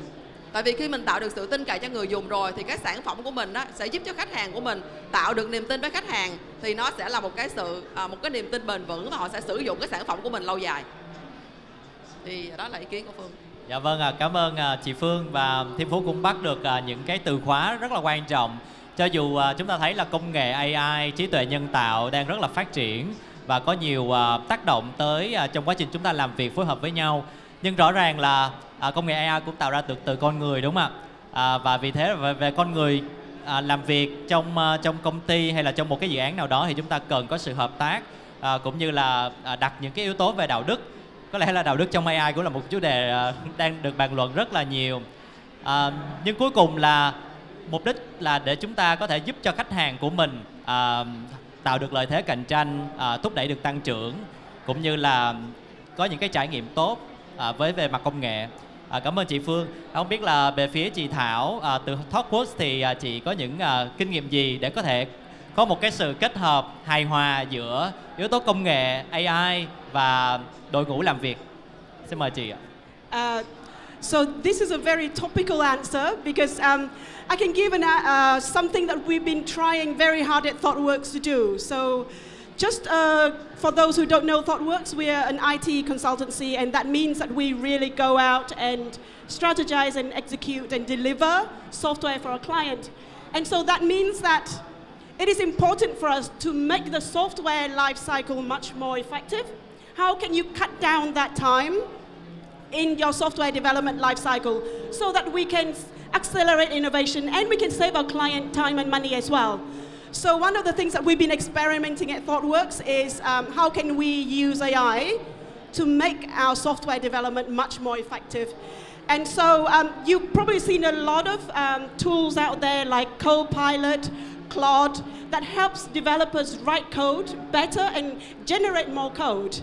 But if you look at the software development lifecycle, it goes all the way from requirement gathering, breaking down requirement, writing the code, testing, and then deployment, and then assessing the user feedback and so on, right? So it's a very long chain. It's not just coding. So basically we have been experimenting and came up with this tool called Hyven. So Hyven allows you to plug it in across the whole of the software development lifecycle. And I'm saying this because I think it's an opportunity for everybody to experiment. It's very easy to create this tool using Gen AI already, so your foundation is already in place. But what we found with Hyven is that even from user journey, we had special prompt that we can then start sharing with our experienced designer to examine the user journey, and then they can chat with Hyven to actually identify where are the pain points, where are the opportunities for them to improve the user journey. And then that then speed up the cycle very fast. And then when it comes to developer, instead of helping the developers generating code, because we already have so many tools doing that, Hyven allows you to talk about what are the technical and architectural decisions that you need to be thinking about in this as you write code. What does that design look like? And then the other thing was, what are the different edge cases that we might not be thinking about? How do you expose our API to the consumers? What are the opportunities for contract testing with our API? So these are much higher level concerns than just code generation. And then beyond that is the, validating, looking at the metrics and the result to see how we're doing and how the users are accepting us. So across the whole value chain, what we've done is that actually rolling this out to a lot of our clients and to a lot of our teams across our clients. And the findings that we've been seeing across, so a typical client that we have is one from Europe, where they are a media publishing company, and we applied Hyven across the software development lifecycle. So what we're seeing is a 30% efficiency increase in user story breakdown. So you can look at a massive big epic, but it's able to break it down and assist the team in breaking it down into a very end-to-end vertical thin slice. And in terms of defects, it reduced the defects by 20%. Because of the anticipation, because of the edge cases that Hyven has suggested for the team. So as you can see, I think AI is taking a big role in everything that we do. So for us as a software company, we have tried to see how we can use AI in our software development lifecycle. But for other companies with other things that you're doing, I'm sure AI would also apply. And you can see the impact, the kind of cognitive load that it has on the team has been great. The teams are more motivated. They are more happy because we're finishing things faster, more accurately. So yeah. Dạ vâng, cảm ơn kinh nghiệm của chị Thảo đã đóng góp cho chúng ta thêm một cái phương thức là một cái chuỗi giá trị. Khi mà chúng ta tận dụng những công nghệ đó, chắc chắn là trong chuỗi giá trị đó nó sẽ dẫn đến một cái mục tiêu cụ thể. Ví dụ như chúng ta muốn cắt giảm về thời gian, về yếu tố những cái yếu tố mà gây lãng phí trong quá trình vận hành doanh nghiệp, thì trong một cái chuỗi như vậy thì chắc chắn sẽ có những công đoạn mà chúng ta cần con người, đặc biệt những high level, những người thực sự experience để chúng ta make decision, discuss với nhau. Và đó cũng là cái tinh thần hợp tác như là chị Phương cũng có chia sẻ. Như vậy là rõ ràng là nếu mà chúng ta biết tận dụng AI một cách đúng cách, những công nghệ mới, và có thể là sau AI nó là một công nghệ gì đó, thì cái việc nói chung một ngôn ngữ, trao đổi và chia sẻ trong team của chúng ta rất là quan trọng để tất cả chúng ta cùng hướng đến một cái mục tiêu và nỗ lực cho cái mục tiêu đó. Cảm ơn chia sẻ của chị Thảo. Và bên cạnh những cái yếu tố về kỹ thuật, về mục tiêu kinh doanh mà vừa rồi chúng ta vừa nói rất là nhiều với nhau, thì có một cái khía cạnh nhỏ mà ban tổ chức cũng mong muốn là các khách mời có thể đại diện để chia sẻ. Đó là chúng ta thấy ở trên panel của chúng ta thì nữ giới cũng chiếm đa số, đúng không ạ? Vậy thì Thiên Phú muốn là đại diện một khách mời ở đây chia sẻ về vai trò của các chị em phụ nữ trong vấn đề quản lý công nghệ như thế nào. Ở đây Thiên Phú nhìn cũng có tương đối là có một vài các chị nữ có lẽ là đang làm việc trong lĩnh vực công nghệ luôn. Vậy thì làm thế nào để chúng ta có thể khẳng định được vai trò của nữ giới trong lĩnh vực công nghệ? Xin mời đại diện từ các khách mời có thể chia sẻ được không ạ? Chắc là xin mời chị Thảo đã. Okay, Thảo có thể bắt đầu ạ. I can talk about that. So I think in my experience, regardless of whether or not you're a male and female, the kind of things that you need to think about are very similar. And maybe we can talk a little bit about, the challenges that female experience. But ultimately, in order to get into the management and leadership role within tech, I think that the first thing that you need to think about is you constantly honing your skill set in tech so that you can deliver the outcomes. So if it's about learning about data, learning about architecture, learning about emerging trends that you can use, and so on. It's that continuous learning, the core skill set that you need to have, and then using that core skill set to deliver outcomes. So for me, the best credibility that you can get is actually being able to bring the outcome to the business and to the team and to your client. And so those are the two things. And as a woman in tech, I don't know if you guys feel, but sometimes the imposter syndrome come in, right? And so really sit and be very reflective of what you're good at and what you're not good at, and be very honest with yourself. And so when you know what you're good at, you can really enhance and leverage that. And for the things that you think that you have a gap on, that could be your guidance for continuous growth. Or it could be an indicator for you to say, okay, I need somebody else to complement me in my team. Because ultimately, it is about the collective goals and not about your own goal, right? So for me, that's the other factor. And finally, the third factor is always about building that connection in your team, right? So that trust, that safe environment for people to work together. And of course, the team success is your success, right? So as a leader, that should be the thinking. So always make a point of really make that connection with your team on a personal basis, knowing your team, knowing what they're good at and what they are not good at, and how they want to improve so that you can make room for them to grow. And so, yeah, so in my mantra is always, a happy team is a productive team, and they need to operate in a safe environment. I'd love to hear from your thoughts as well. Dạ vâng. Dạ, ok. Nãy giờ chị Thảo chia sẻ rất là hay và cũng rất là xúc động nữa. Cái đầu tiên thì Mai Anh nghĩ như thế này, khi mà mình nhỏ tuổi hơn á, lúc nào mình cũng tìm kiếm một cái role model. Có rất là nhiều thứ mà mình nghĩ nó không thể xảy ra hoặc là nó impossible.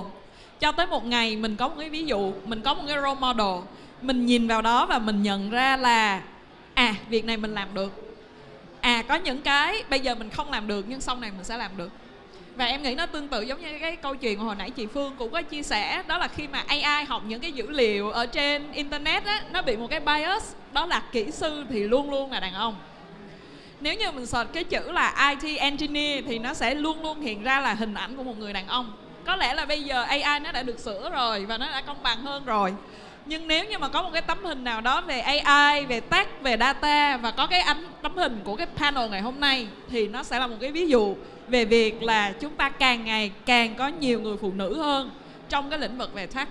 Và như vậy nếu như một bạn nữ nào muốn tham gia vào những cái lĩnh vực này thì các bạn hoàn toàn không có cô đơn trên cái hành trình đó.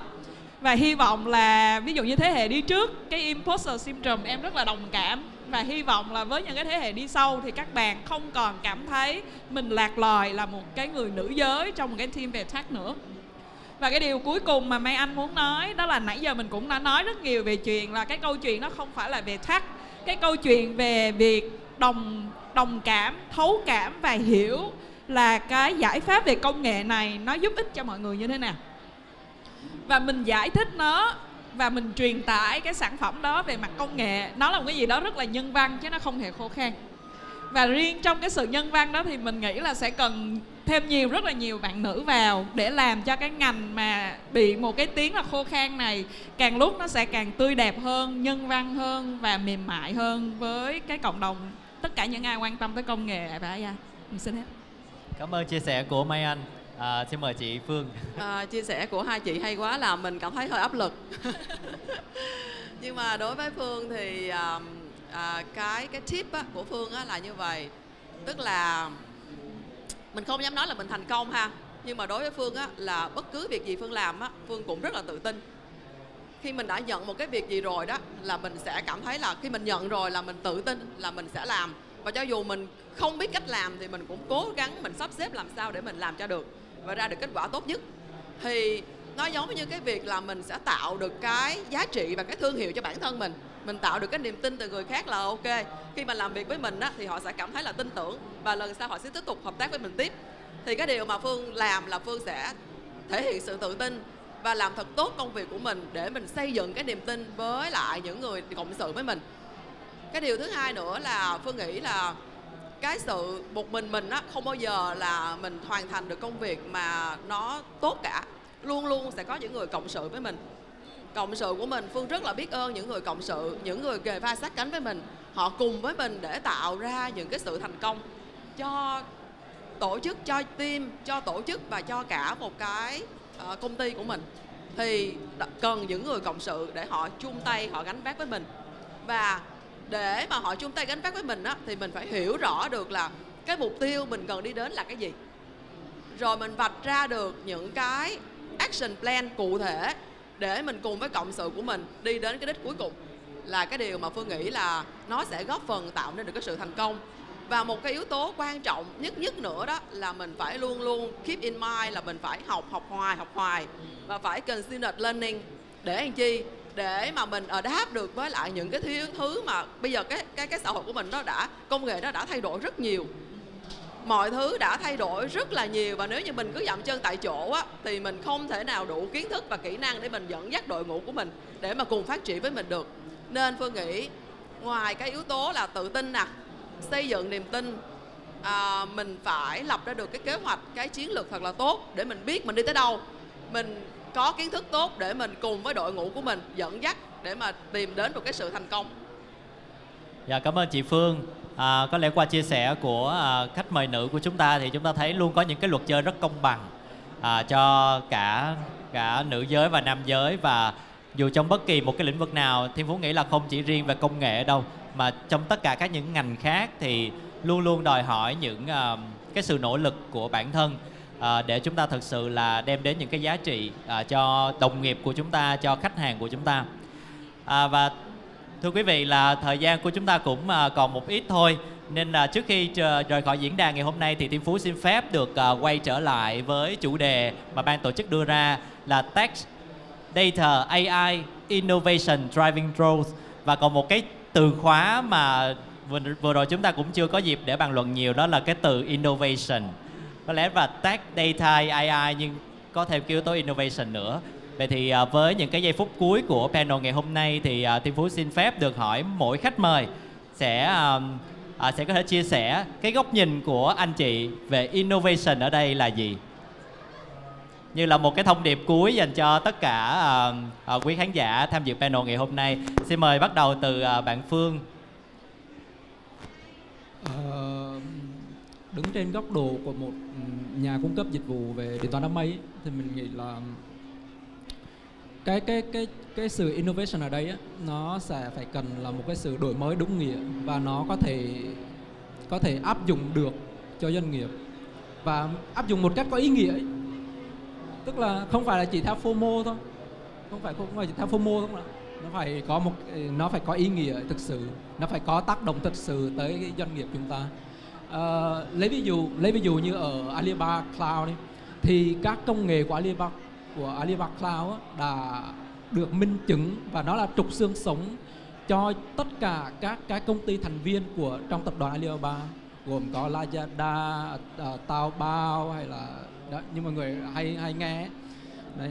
Thì mình nghĩ đó là câu chuyện về innovation, và cũng là cái mà Alibaba muốn mang đến ở thị trường Việt Nam và trong thời điểm này.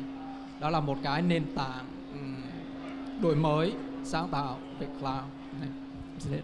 Cảm ơn Phương. Thế còn Mai Anh nghĩ innovation ở đây là gì? Mai Anh nghĩ innovation ở đây là thử những cái mới. Nó sẽ khác với chuyển đổi là transformation. Và cái sự khác nhau giữa innovation và transformation có lẽ là một chút rủi ro. Mình sẽ không biết trước được là cái innovation này của mình có thành công hay không. Và chính vì vậy Mai Anh nghĩ là nếu như chúng ta nói về innovation thì đầu tiên là bold, chúng ta cần phải có sự táo bạo. Hai đó là một chút chấp nhận cái độ rủi ro. Và cuối cùng là chấp nhận rủi ro một cách rất cẩn trọng, hay nó còn gọi là calculated risk. Mình luôn luôn nhìn trước được và mình luôn luôn chuẩn bị từng chút. Và bởi vì nó rủi ro nên hãy bắt đầu nhỏ, dù là mình nghĩ lớn, và mình sẽ scale up nó theo thời gian. Cảm ơn Mai Anh. Cảm ơn chị Thảo. What do you think of the innovation? It's a very interesting word. Innovation comes in many shapes and forms, but I really agree with both of you. So just building up on what you guys have said. So innovation can start really small, but it is that mentality of taking risk and trying new things and putting it out. And it doesn't have to be something big that you are innovating. It could be something small, starting from your team. How can you do, what are you going to do to make your team be more impactful? And then you can talk about the product, and you can talk about revenue stream, and you can talk about the end users' needs. How can you make the people's life better and easier? But exactly to your point, it is that mentality of always looking for a different way to do things and trying it out. So yeah, I would say innovation starts from home, starts from yourself as well. So yeah. Yeah, thank you. Xin mời chị Phương ạ. Đối với Phương ha, thì innovation dịch theo nghĩa Phương hiểu á, là làm đổi mới, làm thay đổi so với cái hiện tại. Thì Phương muốn link tới cái việc là cái slogan của công ty luôn, là bây giờ mình phải xác định xem thử coi là cái việc đổi mới đó nó có cần thiết hay không. Cái công nghệ mình sử dụng là gì cho cái việc đổi mới đó. Thì technology is our house, tức là nó sẽ drive cái purpose của mình, coi thử coi mình cần làm là gì. Và bên cạnh đó, cái việc đổi mới á, nó cần con người. Thì people are our wife. Thì con người là cốt lõi để mà thực hành, để mà thực hiện cái việc thay đổi đó.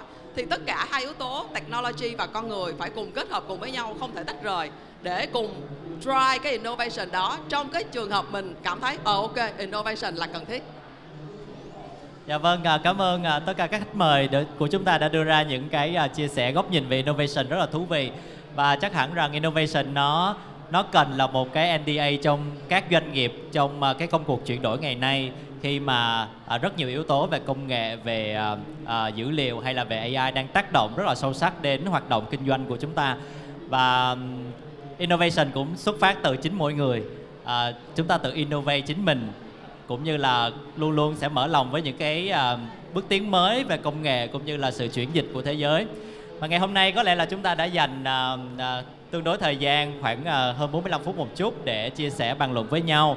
Và rất là cảm ơn quý khách mời đã tham gia và chia sẻ những góc nhìn rất thú vị. Cảm ơn quý vị đã dành thời gian cùng với chúng tôi. Và hẹn gặp lại quý vị trong những cái panel lần sau. Xin chào mọi người, mình là Amy, đang là Head of Revenue của GitCup. Thì rất là vui được làm moderator và host cho cái phiên thảo luận này về chủ đề AgriTech. Thì chắc là mình sẽ mời mọi người cùng mời các cái panelist của chúng ta cùng gửi lời chào và giới thiệu một vài nét về họ là ai, họ đang làm gì, và cũng như cái experience của họ trong cái mảng tech talent thế nào. So we would like to invite our panelists here to say hello to everybody and introduce a little bit about yourself, which what you are doing and your experience, as well as how is that you relevant into the HR tech talent. Okay. Okay, lady goes first. Thank you. Good afternoon. Good afternoon. Actually, good morning, everyone. My name is Van Le, and I'm the talent manager at Business Finland, work in Finland unit. And Business Finland is the agency under the government agency under Ministry of Economic and Labour Affairs. And we lead the talent boost program in Vietnam to attract the Vietnamese talent to work and start up in Finland. So what we do is that we provide support and connect with the stakeholders in Finland to provide the opportunities that are available in Finland and promote what Finland has to offer for the Vietnamese founder and startup. All right, okay. Hi everyone, my name is Nick. I'm a delivery unit manager in Endava, Vietnam. So Endava is an IT service company. We are helping to deliver software products around the world to our customers. We are delivering software in different industry verticals, having in automotive, having in fintech, having in insurance, and so on. For us, it's very, we are very excited to be on the Vietnam market, I would say, right? And now we are very focused to extend our capabilities here and also in Southeast Asia as well. Just a quick, with Endava I'm more than 70 years, so I would say that I grew up in Endava, from the technical to management, which I'm doing more management stuff at the moment, and in IT business, so I'm having more than 20 years of experience. All right. Good morning, everyone. I'm Brian. I'm coming from the Hong Kong Productivity Council. We are in a government body's statutory organization in Hong Kong. We have more than 57 years of experience.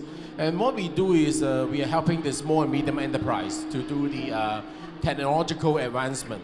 So that's why we will have our business unit doing on AI, robotics, digital transformation, cybersecurity, and also to the advanced manufacturing. And as I said, my role is in the HR team. This is our usual practice is we connect with talents all over the world.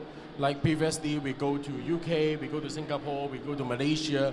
Because in Hong Kong now, we are talking about a lot of the innovation and technology advancement, and we are looking for talent all over the world. And so that's why today it is great to come to the Ho Chi Minh City again. This is my second time, but my first time for my organization here is to let you all know about the opportunity in Hong Kong and also in Hong Kong Productivity Council. And great to connect with all of you today. Thank you. Yeah. So that's about me. This is talking about tech talent, and GitGups have 100 of tech talents. It's not only like product analysis, product design, but also like product development, like developers in the front end, back end, and mobile as well. Whereas we are very like prioritized in like how to recruiting the right people, as well as equip them. Those methodologies in order to build a digital product to partner with our clients for more than 10 years. So I think Nick, you have around like 580 people that working with Endeavor in Vietnam, right? In order to provide IT service for globally, and in that, and I think that's like throughout the experience that you working with Endeavor, you also gonna see that there gonna be some difference between the Vietnam tech talent and the other countries. How is that? You're gonna see that? Okay. Yeah, good question. Thank you. I would say that the difference which we have, I will not say that it's only specific for Vietnam market, right? The difference we have around the world.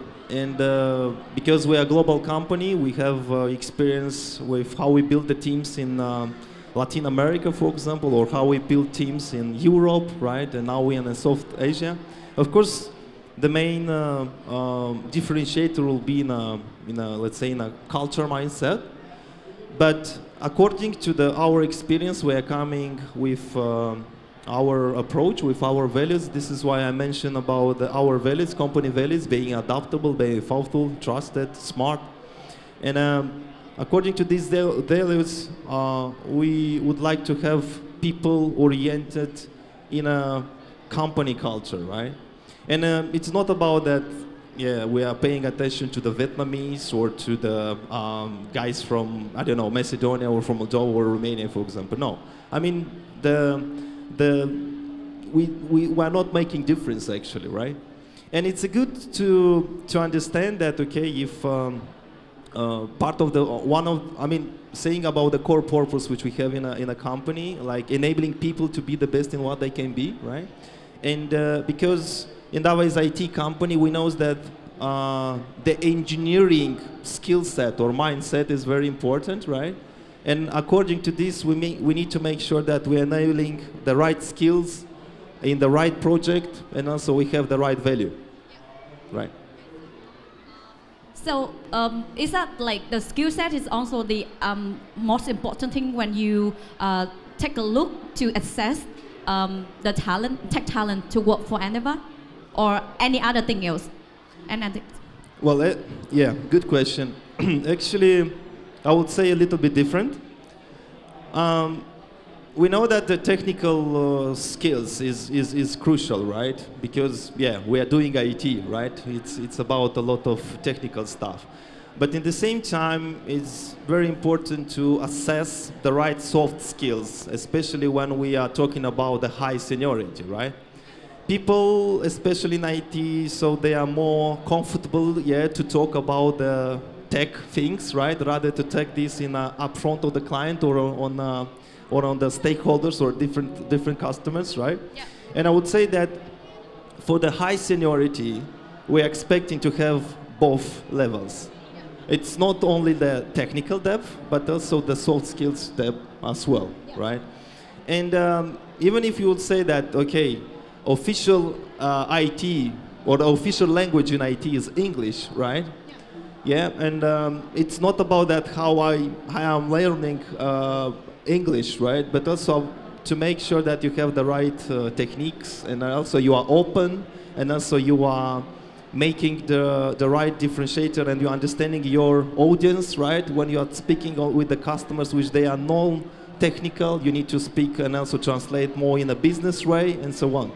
And I believe that is important to make sure that the technical and soft skills, they evaluating or they are evolving together, right? In a mix. Okay. So thank you, Nick. Van Anh, so I think that you have the Finland business and also a lot of like a Finland business to recruit the tech talent in Vietnam and work in Finland, right? So what is those kind of like certificates that kind of like a competency which is requirement then when they ask to like when they look for tech talent, especially in Vietnam? Yes, I would say that tech talent is one of the main focus, but of course, as a government government entity, we do promote the other job opportunities in Finland. And just as Nick just shared earlier, I think it's really important to emphasize that apart from the hard skill, that so the programming language or the technical skill, it is very important for you to have a soft skill, to have a really good skill and understand the intercultural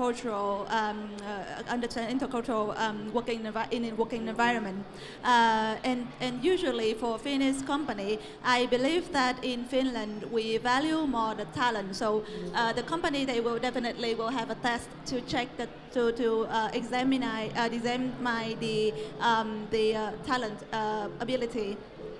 But to make it to the test around, then of course that it needs to be reflect on your CVs and your portfolio. How have you done so far? So of course it's really good to have internationalized standards certificate for something to show your ability and your tech skill. But further than that is your portfolio also show your experience. What sort of company have you worked with? What project have you done, and then and how commitment you are with the previous company, because we are not looking for a job hopper type of talent. So of course those would be elements we're looking for, and understand the culture and willing to be adapt to the new environment would be really take into credit. So those kind of like soft skills beside the tech skills that you mentioned, does have to be shown in the certification things, or they can just prove themselves through like experience and interview, something like that? That is actually a really interesting question, because it's not only show from the CV route. Of course, that you have to make it to the CV route, but it's more, but you have to show it during the interviews round, and even before that is how you connect with the company is also quite important. Maybe Nick met some of the staff as the event today, or we have a booth today, work in Finland, and in Finland we work in the very systematic way, and we work with the cities who also promote job opportunities and the companies connected with. So to make it to the to get into the CV round and into interview round, it's what you show on social media, how you connect with the companies, and how you understand the company are also kind of reflect your soft skill. So I would encourage the talent to really invest in those network skill and the other interpersonal skill as well. Okay, so maybe one thing which I'd like to add, very, very, very simple, right? Okay, about the champions, for example, champions, they are not born, but they're becoming, right? Yeah. And I think 5% that is representing the talent, but 95% is representing the practice, right? And the experience, right? I think I would say that you need a minimum or a basic foundation, right? But everything what you are growing, so based on the experience. Oh, I see. Yes. Yeah, that's good to know. Brian, so in HKBC, when you work with them, do you see a lot of like Vietnam tech talents working in Hong Kong so far? I think the trend is, I would say, a little bit quite promising. Because recently we do have different engagement with the Vietnam talent pool. I think internally we do have like colleagues who is coming from Vietnam. She finished the bachelor the degree here, and then she worked for some experience, and then she moved to Hong Kong to complete the PhD, and then now work with us on the automotive, doing the postdoctoral researcher. I think that is one of the cases that we are happening in our organization. And secondly is in fact, I think quite a lot of the Vietnam students is studying in Hong Kong. So last month we get a chance to connect with the Vietnam Student Association in Hong Kong. So now there are about 200 students studying over there. So they are also most likely studying in the tech-related area. So that is also, we are seeing the pool of talent that in the tech aspect is, especially in Hong Kong, is also growing. So we are seeing this as a pretty positive and a promising connection or the engagement between Hong Kong and also with the Vietnam talent for the time being. So is there any like specific technical or domain skill that the Hong Kong market, Hong Kong industry is required for the tech talent? Usually we will use a very simple abbreviation A, B, C, D, E, and R, which is the AI, the blockchain, the cloud, data, ESG, and robotics. Because as I said, we are operating in, as I said, a different subject matter like the industrial robotics and AI, smart manufacturing, smart city. We believe these are the backbone across all of these aspects. So probably this that we will see is the foundation that probably we expect all the tech talent should have, especially on the ESG aspect, because we are talking more about the green topic. So even we are talking about the small and medium enterprise in Hong Kong, this is also one of the topics they are willing to look into that. So that's why we see probably this is a more integrated one. And another one, I think global trend is also talking about cybersecurity. Because this is the part that, especially in Hong Kong, as a statutory organization, we are very sensitive on that.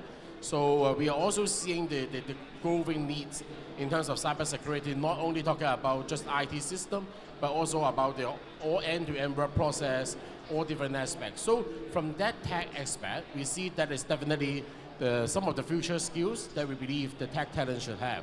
And one point I want to echo is, apart from the tech area, is really also talking about some soft skills or mindset, which I would say is really the agility. Because I think on the tech talent, one of the beauty or the challenge is it never ends. It is like an ongoing journey. You always have something new coming in. You need to have the mindset you really need to embrace and willing to do the change or drive the change, which a lot of time, as in organization, not everybody like that. And so they're really, randomly, they need to know what is it in the market. They need to come in and then to do the research and push the implementation. So sometimes I also think it is really something very tight, but probably that's why you need to have the passion and you have that agility, you can drive through that accordingly. Yeah, so based on that, then you think what is the unique challenge that the Vietnamese tech talents normally face with when they work with the Hong Kong tech industry? I think firstly is to understand the local market dynamics, because while Hong Kong is an international city, a lot of time they also have their local dynamics that I would say not only the Vietnamese, but a lot of the foreigners maybe takes time to go through that. And I think another part probably is the culture, because I think the culture of Hong Kong in itself, I would say sometimes even myself, they don't really have a unique culture. Because it's really an international city, you mix a lot of that. So for example, I work for all companies beforehand. They always come with different nationality, they come with different thinking, different mindset, different experience. And then now when you get into how you are able to be open-minded and to try to, sometimes you even need to unlearn yourself to get familiar on that. I think that is definitely for some of the Vietnam talent to come in. Probably it takes time to get transition into that. And also to build a network. As I said, the network, especially for us, we are like a statutory organization. We are not only facing the commercial side, we are also facing a lot of trade association, some of the government department, academic institution. So the kind of the engagement that you have is pretty dynamic. So sometimes you may need to really take steps to build on that, rather than it's hard to be one step to reach the end state on that. Yeah. I see. So Nick, throughout the time that you work with 580 people that you have right now, Vietnamese tech talent, what are the most frustrated things that you normally face or see when you work with them?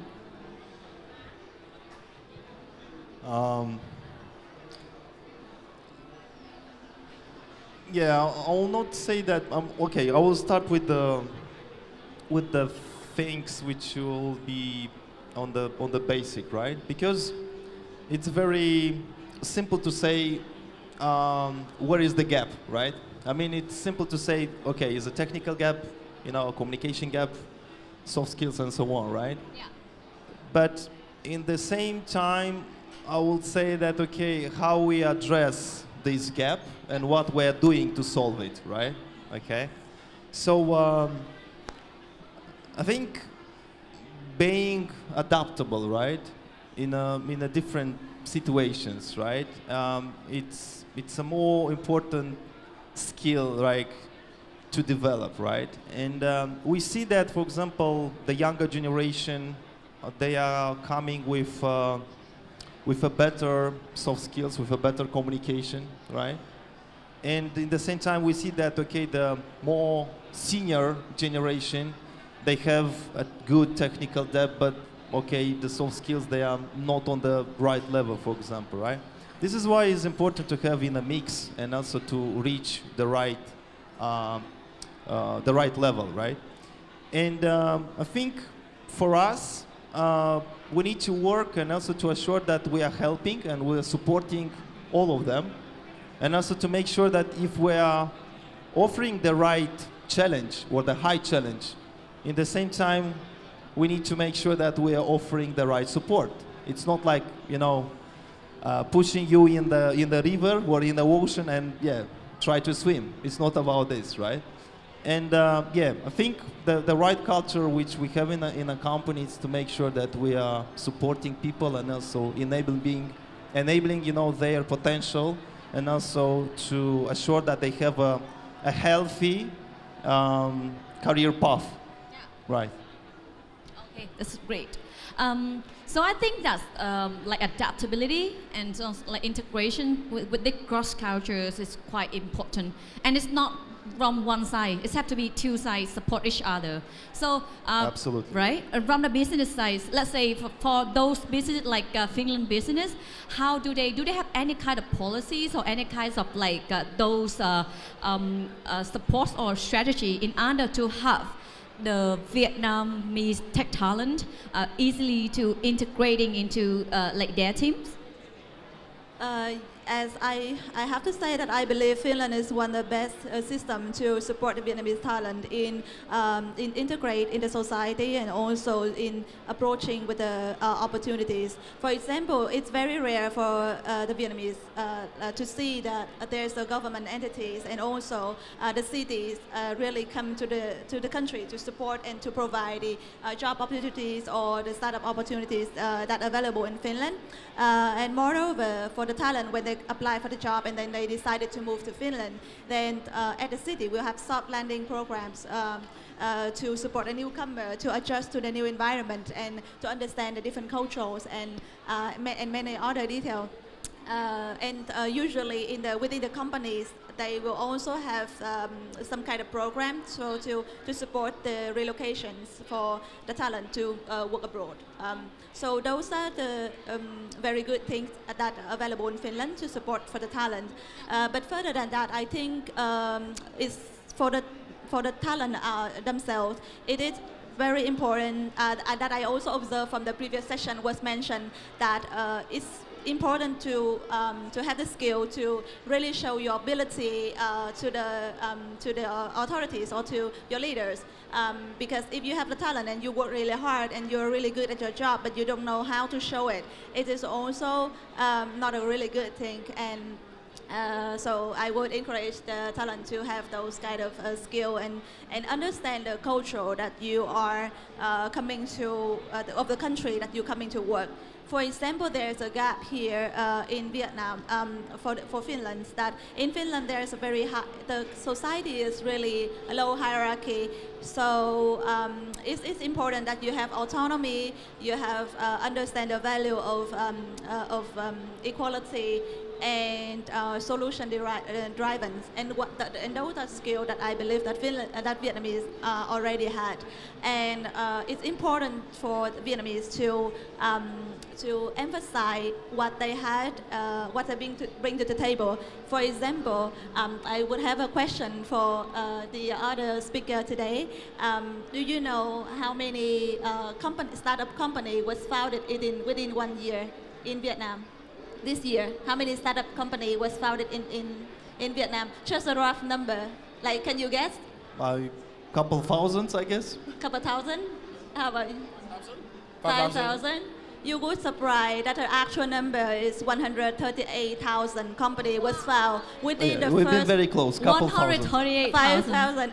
So within the first 10 months, and even the Vietnamese would surprise about that number. And you didn't know that there's entrepreneurial mindset in the Vietnamese.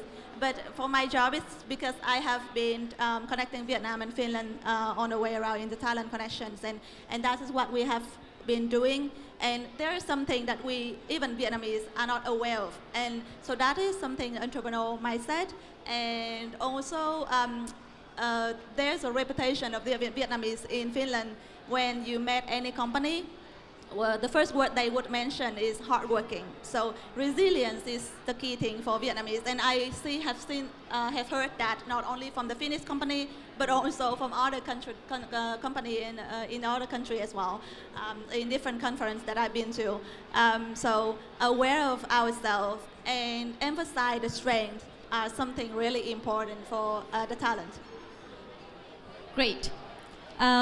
So I think you have mentioned earlier that Hong Kong is a very dynamic, it's quite diverse and also very fast pace in terms of work and especially culture. So how is that the Vietnamese tech talent, what do they need to prepare and excel in order to be in that cross-culture collaborations? In terms of preparation, I think one thing is the language, but I think the advantage in Hong Kong is because we are really an international city. English is really a common language that you are able to communicate on a day-to-day basis. So I think first thing probably to prepare is on the language part in terms of the English, because I think definitely it will help. And I think day-to-day, if we're talking about English in Hong Kong, is definitely fine. And I think secondly is a bit of a research, because I think Hong Kong, the interesting part is this already divide different kind of a culture in different locations. Like for example, I talked to my Vietnamese colleague. I think day to day, where do you get your Vietnamese supplies, like the food, like what you want to get from Vietnam? They will know about certain districts. They already have those kind of shop that you are able to connect that. So I think another point is really to do some of the research on that.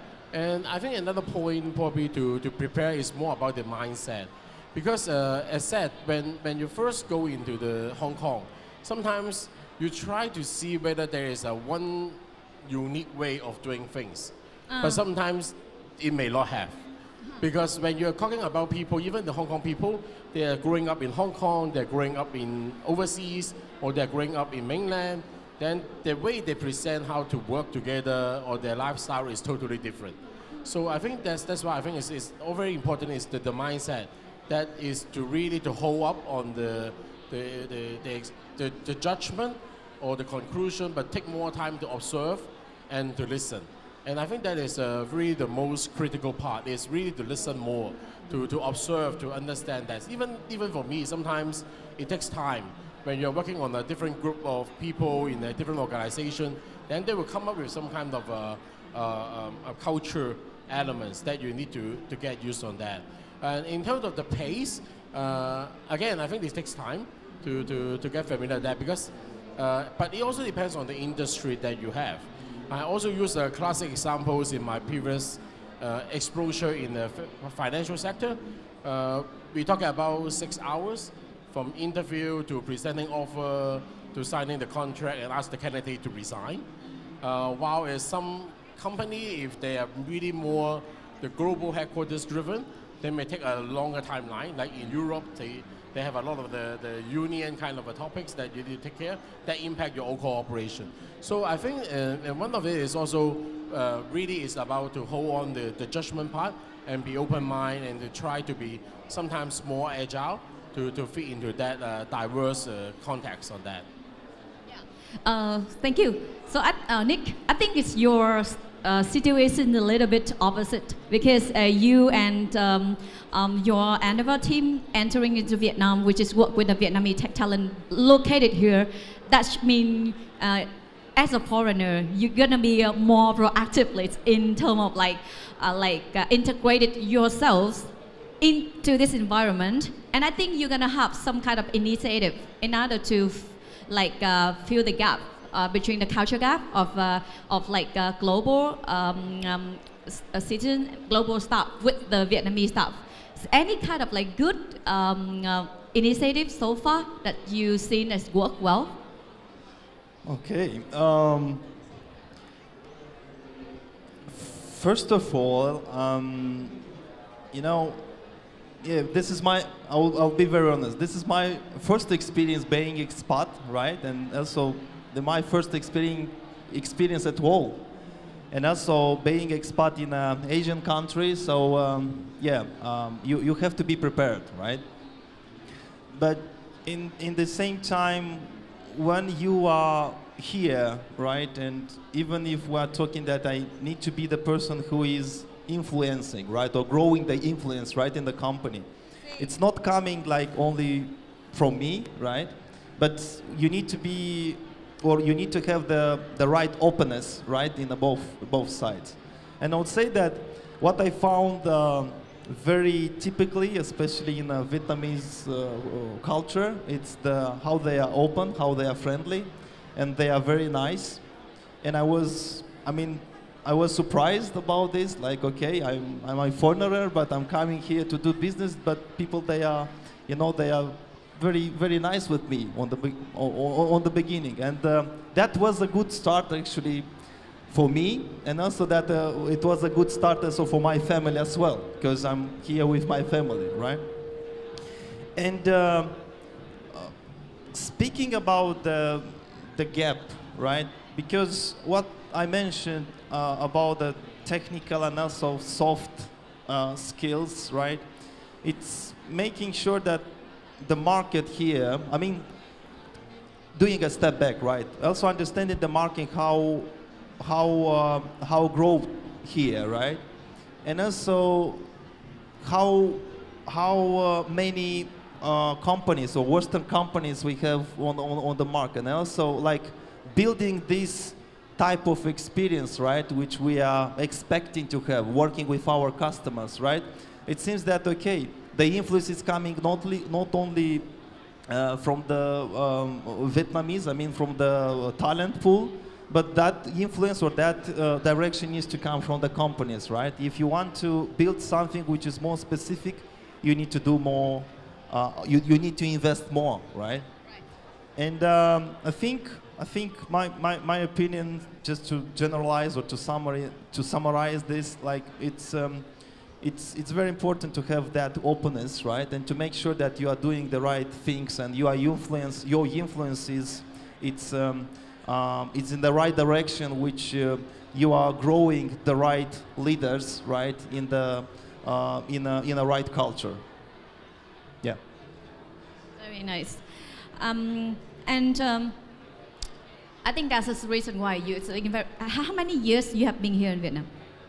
Well, no, I mean the Endeavour.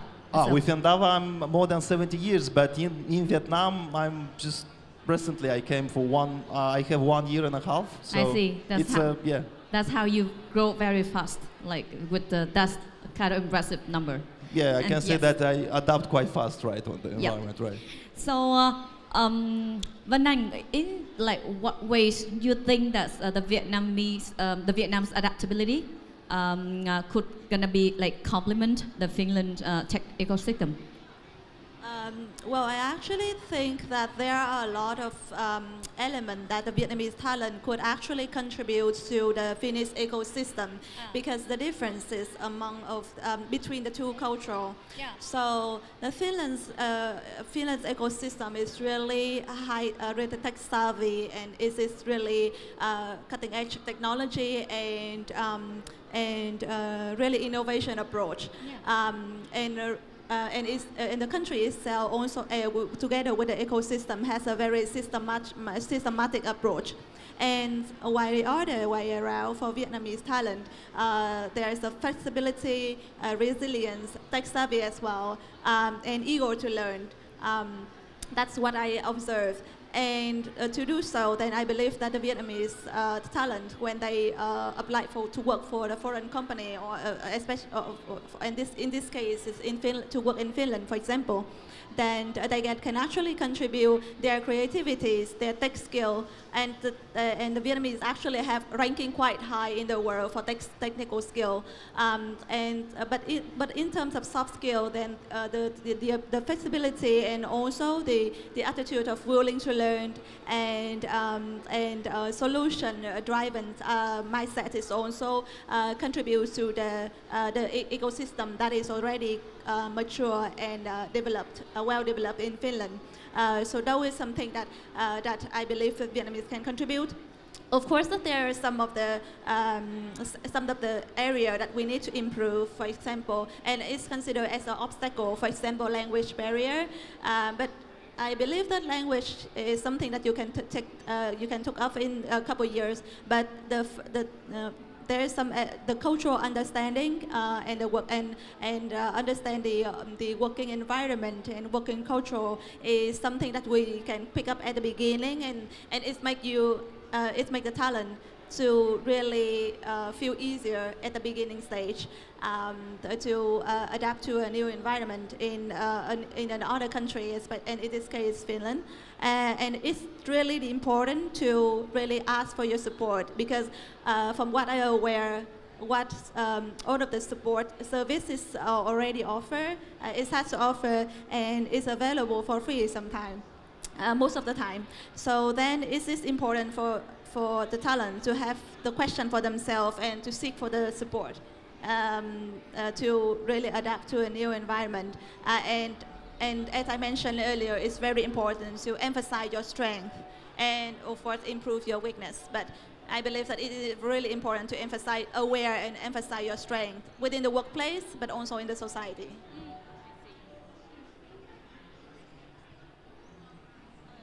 Thank you.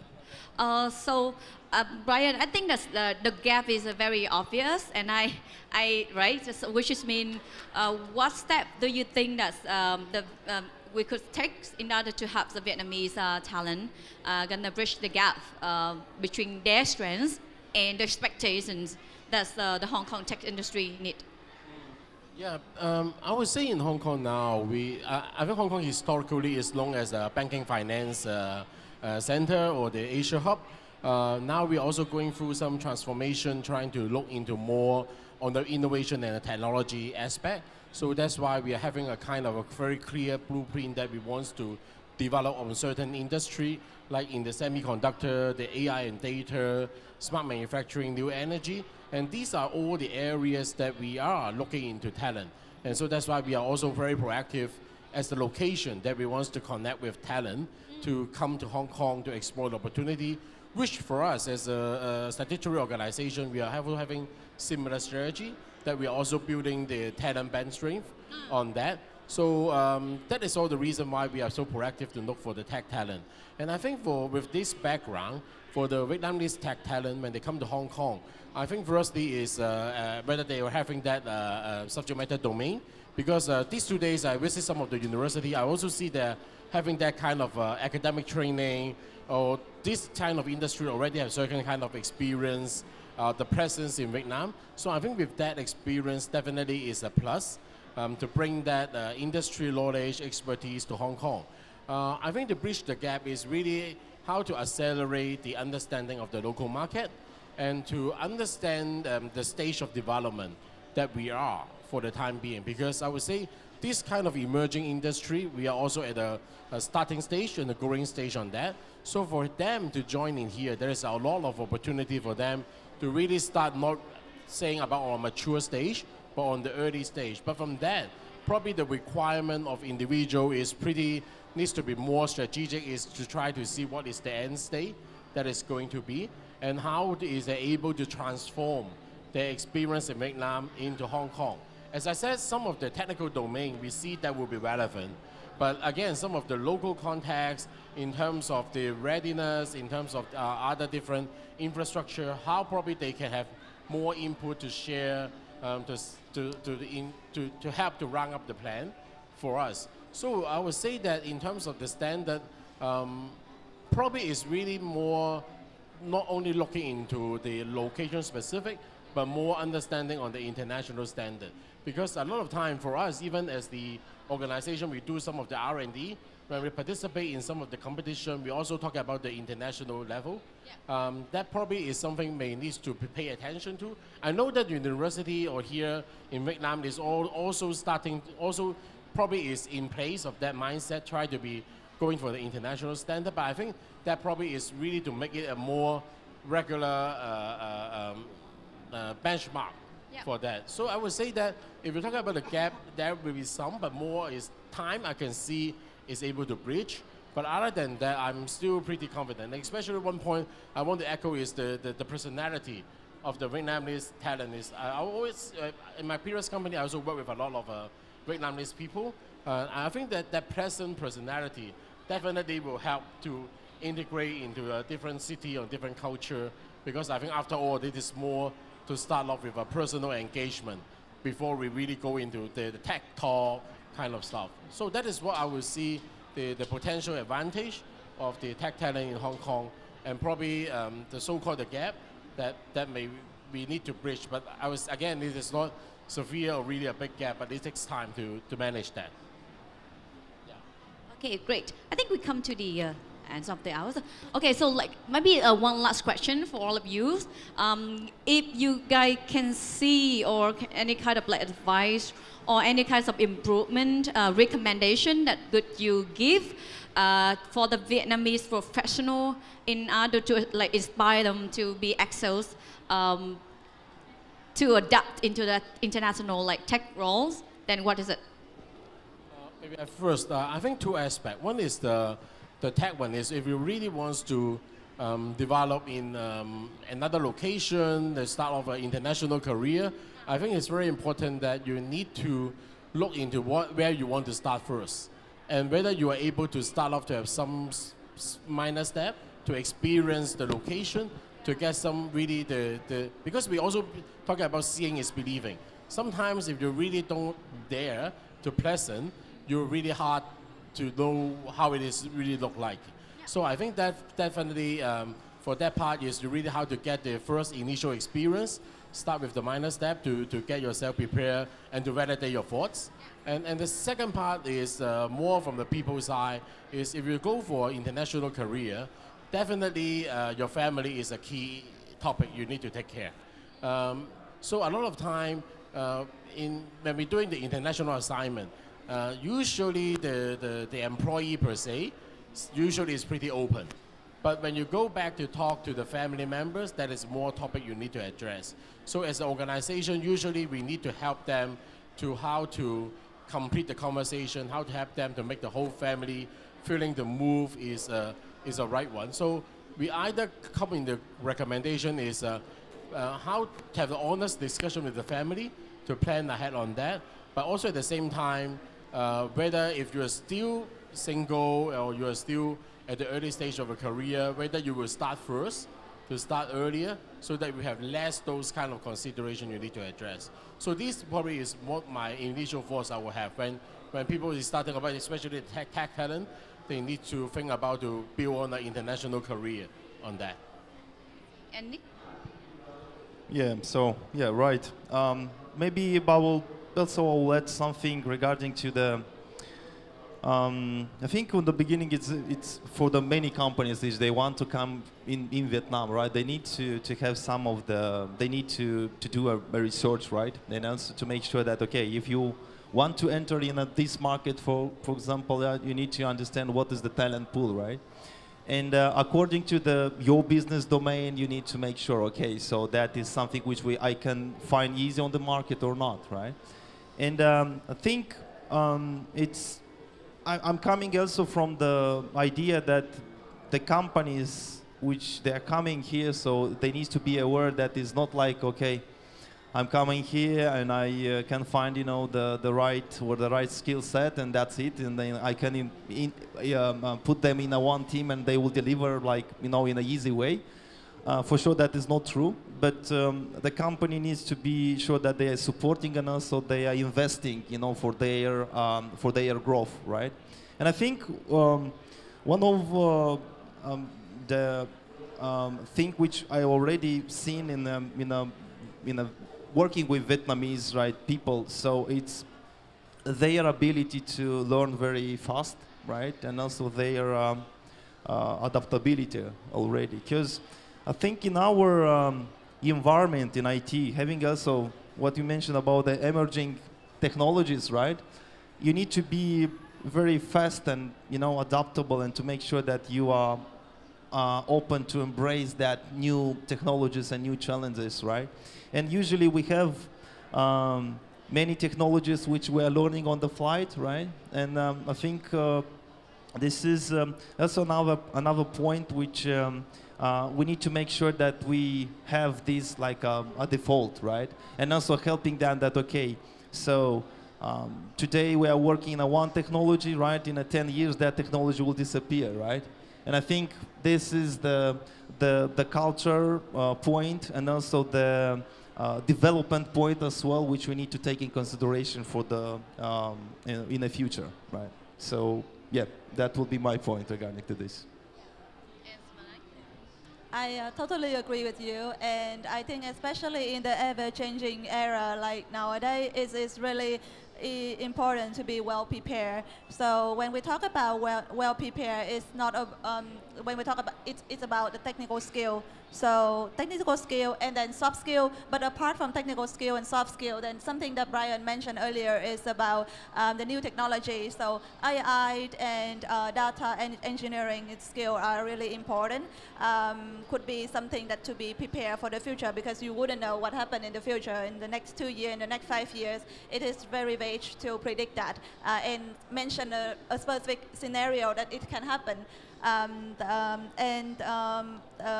The key takeaway I would like to mention here is to be open to learn and to actively seeking for the opportunities. And for countries such as for Finland, it is everything is built systematically. So when you take a first initial step, then it will lead you to another gate, and maybe your career, your bright career, is actually at the behind of what door is that you knocked. So it is really important to be proactive in seeking the opportunities and be open in learning the new things. See, okay, so thank you very much, and I captured on what you're sharing, because we communicate in English mostly. So let me sum up what we have discussed in Vietnamese, in order for the other people can catch up and the section as well. So thì mọi người cũng có thể là nghe được những cái chia sẻ của các anh chị panelist ở đây. Không biết là có phải là vì họ rất nice hay không, nhưng mà cũng đưa ra những cái quan điểm khá là tươi sáng, khá là tích cực và lạc quan về việc là tech talent ở Việt Nam có khá nhiều những cái yếu tố tốt và phù hợp với lại thị trường Finland, thị trường Hồng Kông, và ngay cả việc là Endeavor ở thị trường Việt Nam thì cũng có thể là adapt khá là well. Nhưng bên cạnh đó chúng ta cũng thấy rằng là có khá nhiều cái gap, và những cái gap đó là chắc chắn cần phải được fix dần dần. Thì cái câu chuyện về mặt language, ngôn ngữ, câu chuyện về mặt văn hóa, cross culture, những cái câu chuyện về mặt là soft skill, tech skill, mindset, và cả những câu chuyện về mặt là new technology mà mình cần có được, hay là cái mức độ về linh hoạt, adapt và mở, open để mà có thể là đón nhận và gọi là chủ động trong việc là đón nhận những cái cơ hội mới, cũng là những cái mà tech talent, các cái chuyên gia về công nghệ ở Việt Nam, chúng ta gọi các bạn là chuyên gia, và các cái chuyên gia công nghệ Việt Nam sẽ phải trang bị để có thể là hòa mình vào cái cuộc chơi global.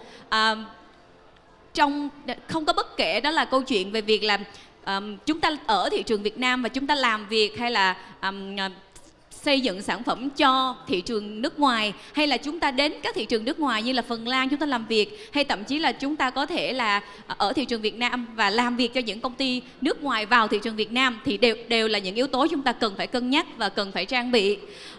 Và một lần nữa chắc là Hồng Anh xin phép được khép lại cái panel discussion này ở đây, và rất là cảm ơn ba vị diễn giả đã chia sẻ những cái điều khá là sát với những cái thực tế chúng ta có thấy được trong cái ngành HR Tech, và hy vọng rằng là cũng sẽ mang đến cho quý vị nhiều cái insight giá trị và nhiều cái lời khuyên bổ ích để quý vị có thể là trang bị bản thân mình tốt hơn.